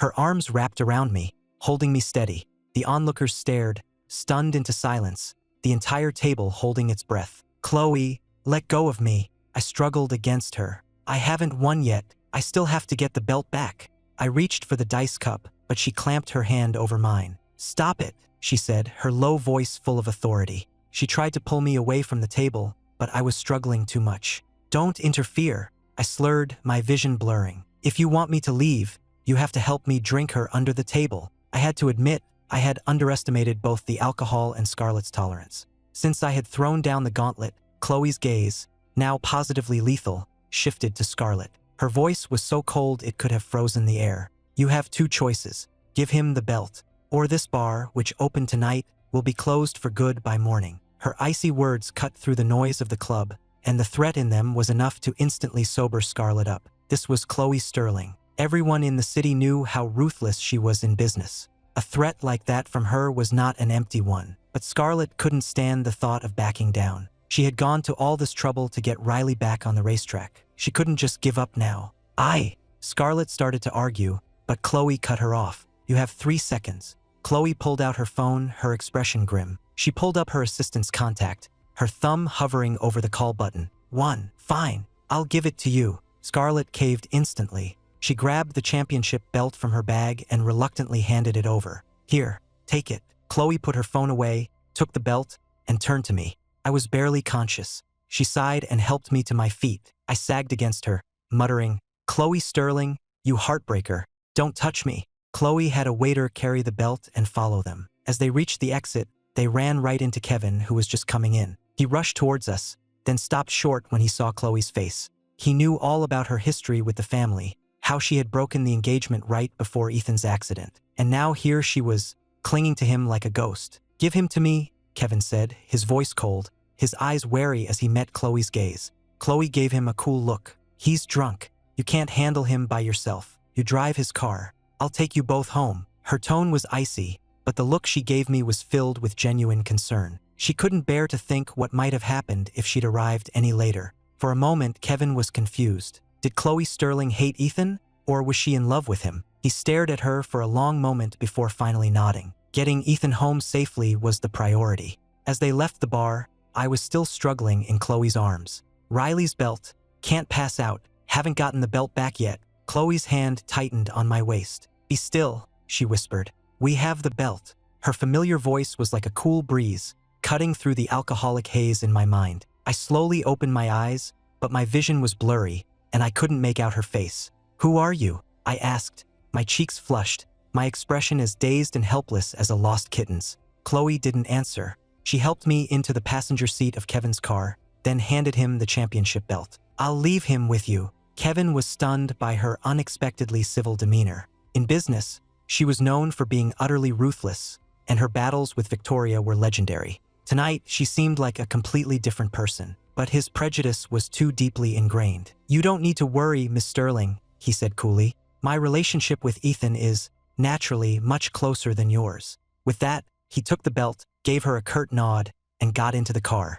Chloe rubbed her temples, then ripped the cheap necklace from her neck. She gave it a look of disgust before tossing it into a nearby trash can. She glanced back at the Golden Age bar, her eyes turning hard and cold. Scarlet Reed. This wasn't over. Just after Chloe left, a fire engine-red Lamborghini screeched to a halt in front of the bar. A man in black motorcycle leathers got out, a pair of sunglasses pushed up on his head. The look in his eyes was pure murder. He strode into the club in his combat boots, his powerful presence intimidating the staff into silent bows. He scanned the VIP section, his dark eyes finally landing on the very conspicuous Madison Monroe. Seeing this terrifying figure, Madison's heart began to pound. She forced a sycophantic smile. "Kane, you're here. Come sit. Can I get you a drink?" She held up a nearby glass. The man ignored the offered drink. "Where's Scarlet?" he asked, his voice cold. "Scarlet, she's..." Madison's eyes darted around, trying to come up with a lie, but just then, they heard footsteps approaching. Scarlet staggered out of the restroom. She had just been sick, and while she looked a little better, she was still fuming over her loss. "You tell Ethan Carter I'm not afraid of him," she yelled, her voice full of drunken bravado. Madison rushed over and clamped a hand over Scarlet's mouth, then turned to Kane with a nervous smile. "Kane, she's just drunk and talking nonsense. Don't listen to her." "Who is Ethan Carter?" Kane's question was quiet, but it carried a heavy weight. Scarlet shoved Madison away and leaned towards him, a smug, drunken smile on her face. "Ethan? He's Riley Carter's brother. Pretty cute, don't you think?" She pulled out her phone, found the photo of me she had saved from the internet, and showed it to him. The look in Kane's eyes turned murderous. His eyes were fixed on the screen. Then, slowly, he reached out, grabbed Scarlet's ear, and twisted. Ow! That hurts. The sharp pain sobered her up instantly. Kane, I'm sorry. Let go. Kane, Scarlet's fiancé, was known for his violent temper. He gritted his teeth, his eyes boring into hers. Feeling brave, are we? Ignoring my calls to go on a date. Seeing the look on his face, all the fight went out of her, replaced by pure fear. Scarlet was afraid of nothing and no one, except Kane and his explosive temper. The dizziness returned, and combined with the searing pain in her ear, her vision went black, and she passed out. Back at the Carter mansion, Haley was pacing. Why won't he pick up his phone? She grabbed her jacket, ready to go out and search for me. I should have been home by now. When I didn't answer my phone, she was on the verge of calling the police. Just as she reached the front door, Kevin's car pulled up. Don't worry, Ethan's with me, Kevin called out. Haley let out a breath of relief, lowering the phone she'd been about to use to call 911. She rushed to the car as Kevin opened the back door. I was passed out in the back seat, my face pale and my brow furrowed in a pained expression. Kevin helped me out of the car. He went to a bar to get Riley's belt back. He had a bit too much to drink. You should look after him. As Haley took my weight, Kevin handed her the championship belt. He was planning to divorce Victoria and wanted nothing more to do with the Carter family, but I had trusted him, and he couldn't let me down. Thank you, Kevin, Haley said, supporting my weight. Kevin just gave a slight nod. Don't call me that. The divorce is already in motion. It'll be final soon. Haley realized her mistake and opened her mouth to apologize, but he had already gotten back in his car. The car pulled away. Haley looked down at me, cradled in her arms, and sighed. I was always getting into some kind of trouble. Then she looked at the championship belt in her other hand and muttered, and that damn Riley, always making things worse. The next morning, Scarlet woke up in her own bed. She rubbed her throbbing temples, her entire body aching as if she'd been in a fight. She dragged herself into a sitting position, and as her eyes focused, she was startled by the man sitting in the armchair across the room. Kane, what are you doing here? You scared me half to death. Scarlet sighed, her voice laced with her usual sarcasm. Scarlet, are you trying to get yourself killed? Kane's voice was quiet, but it was filled with a chilling menace that cut right through her. Scarlet was instantly wide awake. Kane, just because we're engaged doesn't mean you own me. What I do is none of your business. Who is Ethan Carter? Kane asked again, his eyes like chips of ice. It was the second time he'd asked. Scarlet's expression turned guarded, and she looked at the dangerous man before her. Why do you want to know? You're engaged and you're still going on dates? Scarlet, if you have a death wish, just say so. Kane looked at her as if he wanted to tear her apart with his bare hands. Scarlet's patience finally snapped. You arrogant jerk. Whether I'm on a date or not is none of your damn business. What did you just say? Kane shot to his feet and advanced on her, his eyes blazing with fury. None of my business? You're engaged to me. When you mess around, you make me look like a fool. Scarlet just scoffed. So that's what this is about? Your precious ego. Don't pretend I don't know what you're really thinking. Kane took a deep breath, trying to control his rage. This is your last warning. If I hear about you seeing anyone else behind my back, I don't care who it is, I will destroy them. With that, he turned and stormed out of the room. The moment he was gone, Scarlet's phone began to ring. Scarlet, you need to get down here. Someone's tearing up the bar. It was Madison, her voice frantic. Scarlet immediately thought of Chloe Sterling and gritted her teeth. It has to be her. We had a deal. I gave Ethan the belt, and she was supposed to leave it alone. Why is she still causing trouble? Scarlet, be serious, Madison said, her voice weary. You got the love of her life blackout drunk. Did you really think she was just going to let it go? We're lucky she didn't have the place shut down for good. Scarlet gritted her teeth, her expression scornful. Madison Monroe, whose side are you on, anyway? Madison ignored her outburst. I'm serious, Scarlet. If you want to get Riley back on the track, fine. But you need to stay away from Ethan. Chloe protects him like he's the most precious thing in the world. If you go after him, you're committing suicide. Scarlet might be reckless enough to cross Chloe Sterling, but Madison wasn't. The Monroe family couldn't afford to make enemies of both the Sterlings and the Carters. Scarlet muttered a few curses and hung up. She sat on her bed, running her hands through her hair in frustration. Was she really going to give up? She couldn't stand the thought. Suddenly, an idea struck her, and her eyes lit up. Riley adored her little brother, right? If she could get Ethan to talk to her, maybe Riley would change her mind. Yes, that was it. Scarlet picked up her phone and started making calls, trying to find out where I was. She would do whatever it took to get Riley back on the racetrack. Back at the Carter mansion, I slowly opened my eyes. As consciousness returned, I sucked in a sharp breath. My head was killing me. Haley, who had been waiting by my bedside, heard me stir and came into the room. Her voice was a mixture of scolding and concern. "Getting yourself blind drunk for your sister's stupid belt. Of course your head hurts." She held out a glass. "Here's some honey water. It'll help with the hangover." I obediently took a few sips from the glass she was holding, then shook my head. "No more. It's too sweet." I had barely finished speaking when Haley was there with a napkin. I wiped my mouth and then a thought occurred to me. I turned to her. "You didn't get into a fight with Chloe yesterday, did you? She helped me out and she brought me home. If you gave her a hard time, you need to apologize." Haley's expression instantly turned cold. "Chloe Sterling was with you yesterday? If she was with you, why did she let you get taken advantage of like that? What kind of person is she?" "No, it wasn't like that." I quickly grabbed Haley's arm to stop her from jumping to her feet. "I was the one who challenged Scarlet to a drinking game. It had nothing to do with Chloe. In fact, she's the one who got the belt back for me. So don't go blaming her." Haley was quiet for a moment, unable to argue. After a long pause, she reined in her anger and rolled up her sleeves. Fine, I get it. You go get cleaned up. I'll go downstairs and make you something light to eat. It'll be good for your stomach." I came out of the bathroom and was about to head downstairs when I saw a text from an unknown number. "Had to call for backup, did you? If you've got any guts, you'll give back the belt, leave Chloe Sterling out of it, and face me in a fair rematch." I scoffed and typed back a reply. "You stole my sister's property. I should have called the police. If I post what you did online, or report you to the Racing Commission for unsportsmanlike conduct, you'll be lucky if you're not banned for life." I had been too worried about upsetting Riley to call the police yesterday, but now that I was thinking clearly, I wasn't going to let Scarlet get away with it. She replied almost instantly, "I'm not a thief. Your sister left it at her private clubhouse, and the door was unlocked. Riley loved racing so much she'd had her own private clubhouse built before she was even 18, and she rarely bothered to lock it." I typed back, "So you admit you trespassed and stole from her?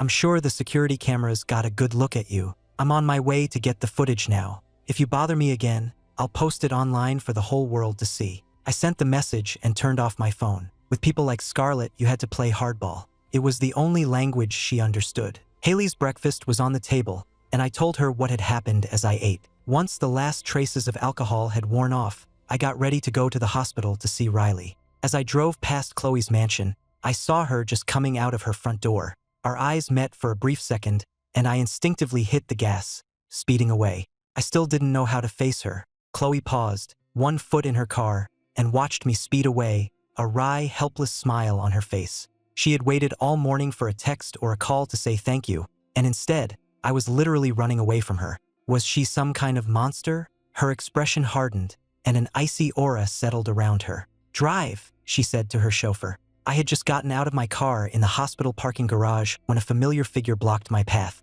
It was Scarlet Reed. "You have no idea what you've just done, do you?" she said, her voice seething with anger. I had lost all patience with her. I decided to turn the tables, advancing on her until we were almost touching. My aggressive move clearly unnerved her. She stumbled backward, her voice trembling. What do you think you're doing? This is a parking garage. There are cameras. If you try anything, I'll..." A mocking smile spread across my face. "What do you think I'm going to do? I'm not even interested in someone like Chloe Sterling. What makes you think I'd be interested in you?" Scarlet was about to retort, but then her eyes went wide, her gaze fixed on something behind me. Before I could turn, I heard a familiar, cool voice behind me. It was Chloe. She and her assistant swept past us without a word, not even glancing in our direction. I was mortified that she had overheard me, but I quickly composed myself and turned my attention back to Scarlet, though inside I was dying of embarrassment. This had to be the most humiliating moment of my life. I looked back at Scarlet,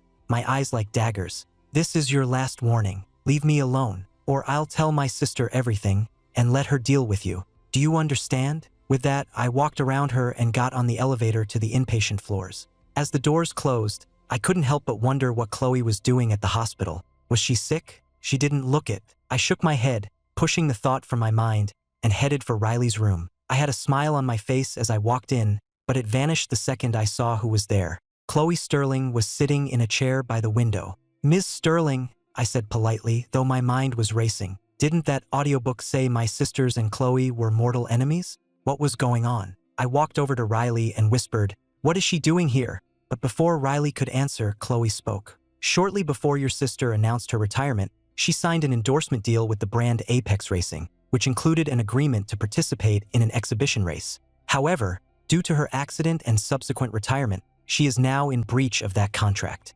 Apex was a major brand in the racing world, and Riley was only just now realizing why Chloe was here. After all, Chloe had come in less than a minute after I'd left earlier. Her sudden appearance had startled Riley, and before she could even ask what she wanted, Chloe had sat down and made herself at home, right before I walked back in. "What does my contract with Apex have to do with you?" Riley asked, her voice sharp with suspicion. She hadn't forgotten that this was the woman responsible for her brother's disappearance. Chloe had come prepared. "I'm a majority shareholder at Apex Racing," she said calmly. She had no interest in racing, but when she heard I was spending all my time at the hospital with Riley, and then discovered Riley's unfulfilled contract with Apex, she had immediately made her move. She had spent a fortune buying up shares from several key investors, just enough to give her a controlling interest. Otherwise, she would have lost her only legitimate excuse to see me. Cherry Blossom was still recovering from the poisoning incident, and Chloe didn't want to use the pony's illness as an excuse, knowing it would only upset me.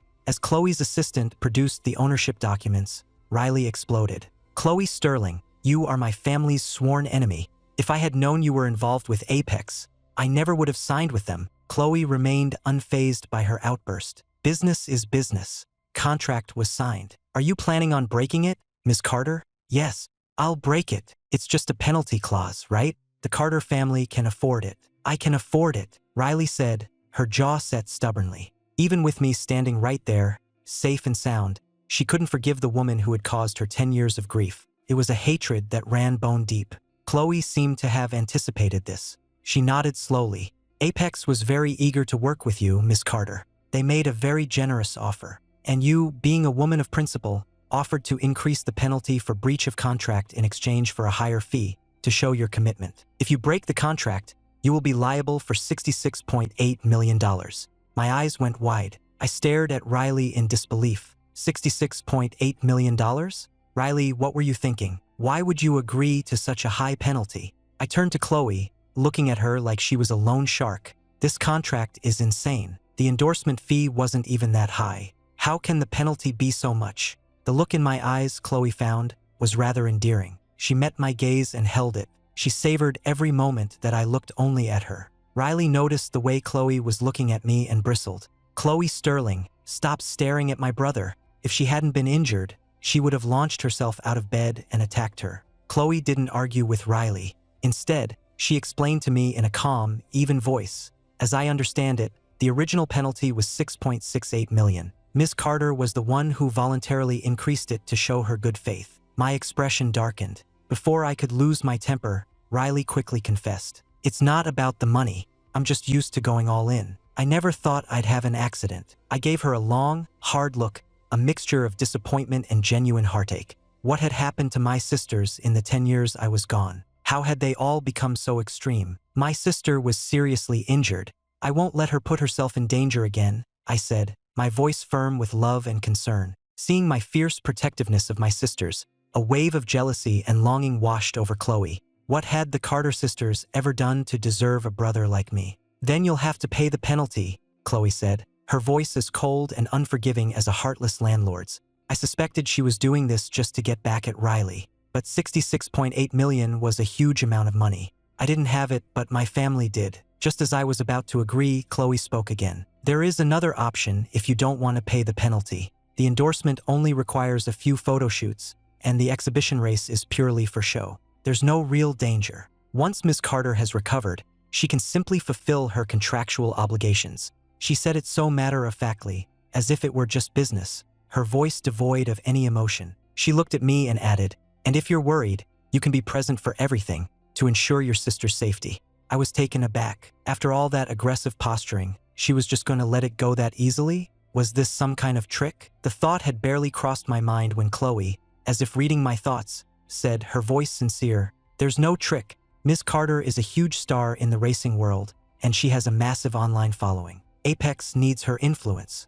I frowned, still hesitant. But she just announced her retirement. If she starts doing commercials and exhibition races, people will say she's a liar. Riley hadn't even thought of that, but I had. A wave of warmth washed over her. I was her sweet, thoughtful little brother. Who needed a husband when you had a brother like me? But Chloe had thought of everything. The contract was signed before she announced her retirement. It's a prior commitment. She can post a video explaining that she's honoring her existing obligations. It won't damage her reputation at all. She had a clear, logical answer for everything. I had no more arguments. After all, losing almost $70 million for nothing would hurt, no matter how rich you were. I nodded my assent, and Chloe stood, satisfied. She said a polite goodbye and left. Riley was still fuming. If I had known you were involved, I would have died before signing with them. It's just $66 million. I'll pay it. I don't need the money. How could she not see what Chloe was up to? That woman was clearly after her precious little brother again. Riley's indignant shouts echoed through the hospital room, but I felt a strange sense of calm. Chloe's perfectly logical, airtight plan felt less like a business negotiation and more like a carefully constructed solution to my family's problems. She had seen my dilemma, and she had seen through Riley's stubborn pride. My family could afford the nearly $70 million penalty, but that money represented something more, a symbol of how extreme and paranoid my sisters had become in my absence. They had expressed their love and their grief in the most destructive ways, leaving themselves scarred and broken. After Chloe left, I ignored Riley's continued complaints, silently peeled an apple, and held a slice to her lips. Riley, just focus on getting better for now. We can worry about everything else later. I'll be right here with you. Riley looked into my eyes, and all the anger seemed to drain out of her. She opened her mouth and quietly ate the apple slice, her eyes welling up with tears. In that moment, I made a decision. Reclaiming my lost decade wasn't just about finding my place in the family again. It was about healing my sisters. Their pain started with me, and I had to be the one to end it. My treatment plan began with Victoria and her husband, Kevin. Their marriage was a hollow shell. Victoria buried herself in her work to avoid it, and Kevin had retreated into a shell of silent disappointment. Instead of confronting them, I called Kevin. Kevin, I want to learn how to cook. I thought I could surprise my sisters. Can you come and help me? He was surprised, but he agreed. That afternoon, I deliberately made a complete disaster of the kitchen. Flour was everywhere, smoke was billowing, and I managed to set off the fire alarm. Victoria, in the middle of a board meeting, got a call from security. Thinking the house was on fire, she raced home, her face pale with panic. But when she burst into the kitchen, she found me and Kevin, covered in flour and soot, trying desperately to clean up the mess. Kevin was patiently showing me how to fillet a fish, while I was clumsily about to pour soy sauce into a bowl instead of vinegar. What are you? Victoria stood frozen in the doorway, and for the first time in years, the icy wall she kept around herself began to crack. Victoria, you're home, I said, holding up my blackened masterpiece, like a child showing off a drawing. Kevin and I made you sweet and sour fish, although I think we might have failed. Kevin looked at Victoria, his expression unreadable, but his voice was gentle. Ethan wanted to learn to cook. I was just helping him out. We made a bit of a mess. That night, for the first time in 3 years, Victoria didn't go back to the office. She stayed for dinner. The food was a disaster, but as she watched me and Kevin bicker back and forth, the tight lines of stress around her eyes began to soften. After dinner, I claimed to be exhausted and forced the two of them to do the dishes. Peeking into the kitchen, I saw Kevin at the sink, washing, while Victoria stood beside him, silently handing him plates to dry. They didn't say a word, but the quiet, comfortable silence between them spoke volumes. For Haley, I prescribed a course of companion therapy. She loved to party, so I became her +1. But amidst the deafening music and endless flow of champagne, I could always catch a flicker of sadness in her eyes. After the parties, no matter how late it was, I would drag her to a late-night diner for a bowl of hot soup. Doesn't this taste better than all that expensive champagne? I'd ask, the steam from my bowl fogging up my face. Haley would just look at me, a distant look in her eyes. How long had it been since she had experienced such a simple pleasure? Slowly, the parties became less frequent. She started spending more time at home with me, watching old movies or going fishing on the weekends. The heart she had tried so hard to numb with endless distractions was slowly starting to heal. Ashley's recovery was the longest and most difficult, but also the most rewarding. I dug out our old video game console and we played for hours just like we used to.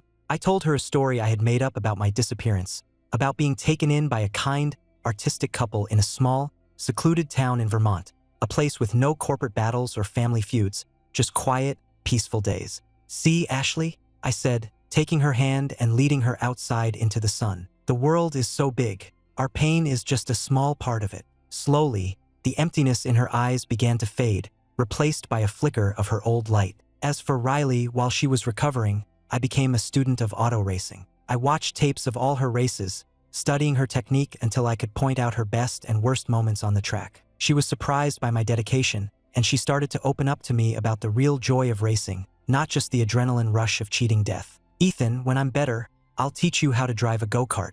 It's much safer," she said with a smile, and the light in her eyes was no longer reckless and self-destructive, but filled with a newfound love for life. During this time, Chloe kept her distance. She would occasionally send me a photo or a short video of Cherry Blossom on set, sometimes grazing, sometimes napping, always with the same simple message: "She's doing well. Don't worry." Her quiet, gentle concern was like a soothing balm on my frayed nerves. Julian Vance also, wisely, disappeared from the picture. I saw him one last time at a charity gala. He gave me a long, complicated look from across the room, and the next day, he submitted his resignation to Chloe and left the city. He had probably finally realized that some first loves are not meant to be yours. 6 months later, on a bright, sunny weekend, I suggested we have a family barbecue.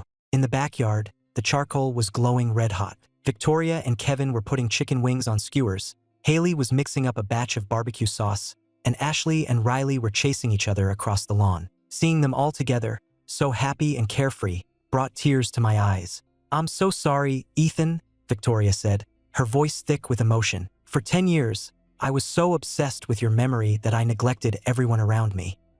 I loved you in all the wrong ways." "I'm sorry too," Haley said, putting down her basting brush. "I thought I could drown my grief in parties and alcohol, but I was only hurting myself and worrying all of you." Ashley and Riley came over. Ashley took my hand. "Ethan, thank you for bringing me back." Riley just ruffled my hair. "You little brat, don't you ever scare us like that again." We all hugged, a tight circle of forgiveness and love, and the pain and regret of the last 10 years finally washed away in a flood of tears. With the wounds of the past finally beginning to heal, my sisters turned their attention to my future. "So, Ethan," Haley said one night at dinner, "what do you think about Chloe Sterling?" I froze, an image of her cool, beautiful face flashing in my mind. "She waited for you for 10 years, Victoria added quietly. "When her family went bankrupt, her father tried to marry her off to save the company. She refused. She rebuilt the Sterling empire all by herself. And besides Julian Vance, there's never been anyone else." So that was the truth. A wave of conflicting emotions washed over me. The next day, I went to Chloe's office. The display case with the 666 custom figurines was still there. Her voice trembled, and tears streamed down her face. "Ethan, I'm so sorry. I never should have broken our engagement. I didn't want to drag you down into my family's mess." I stepped forward, gently wiped the tears from her cheeks, and pulled her into my arms. "It's all in the past now. Chloe, you don't have to wait anymore." I lowered my head and kissed her. Outside, the sun was shining, just as it had been on that afternoon 10 years ago. This time, my first love wasn't a distant dream, but a warm, solid reality, right here in my arms.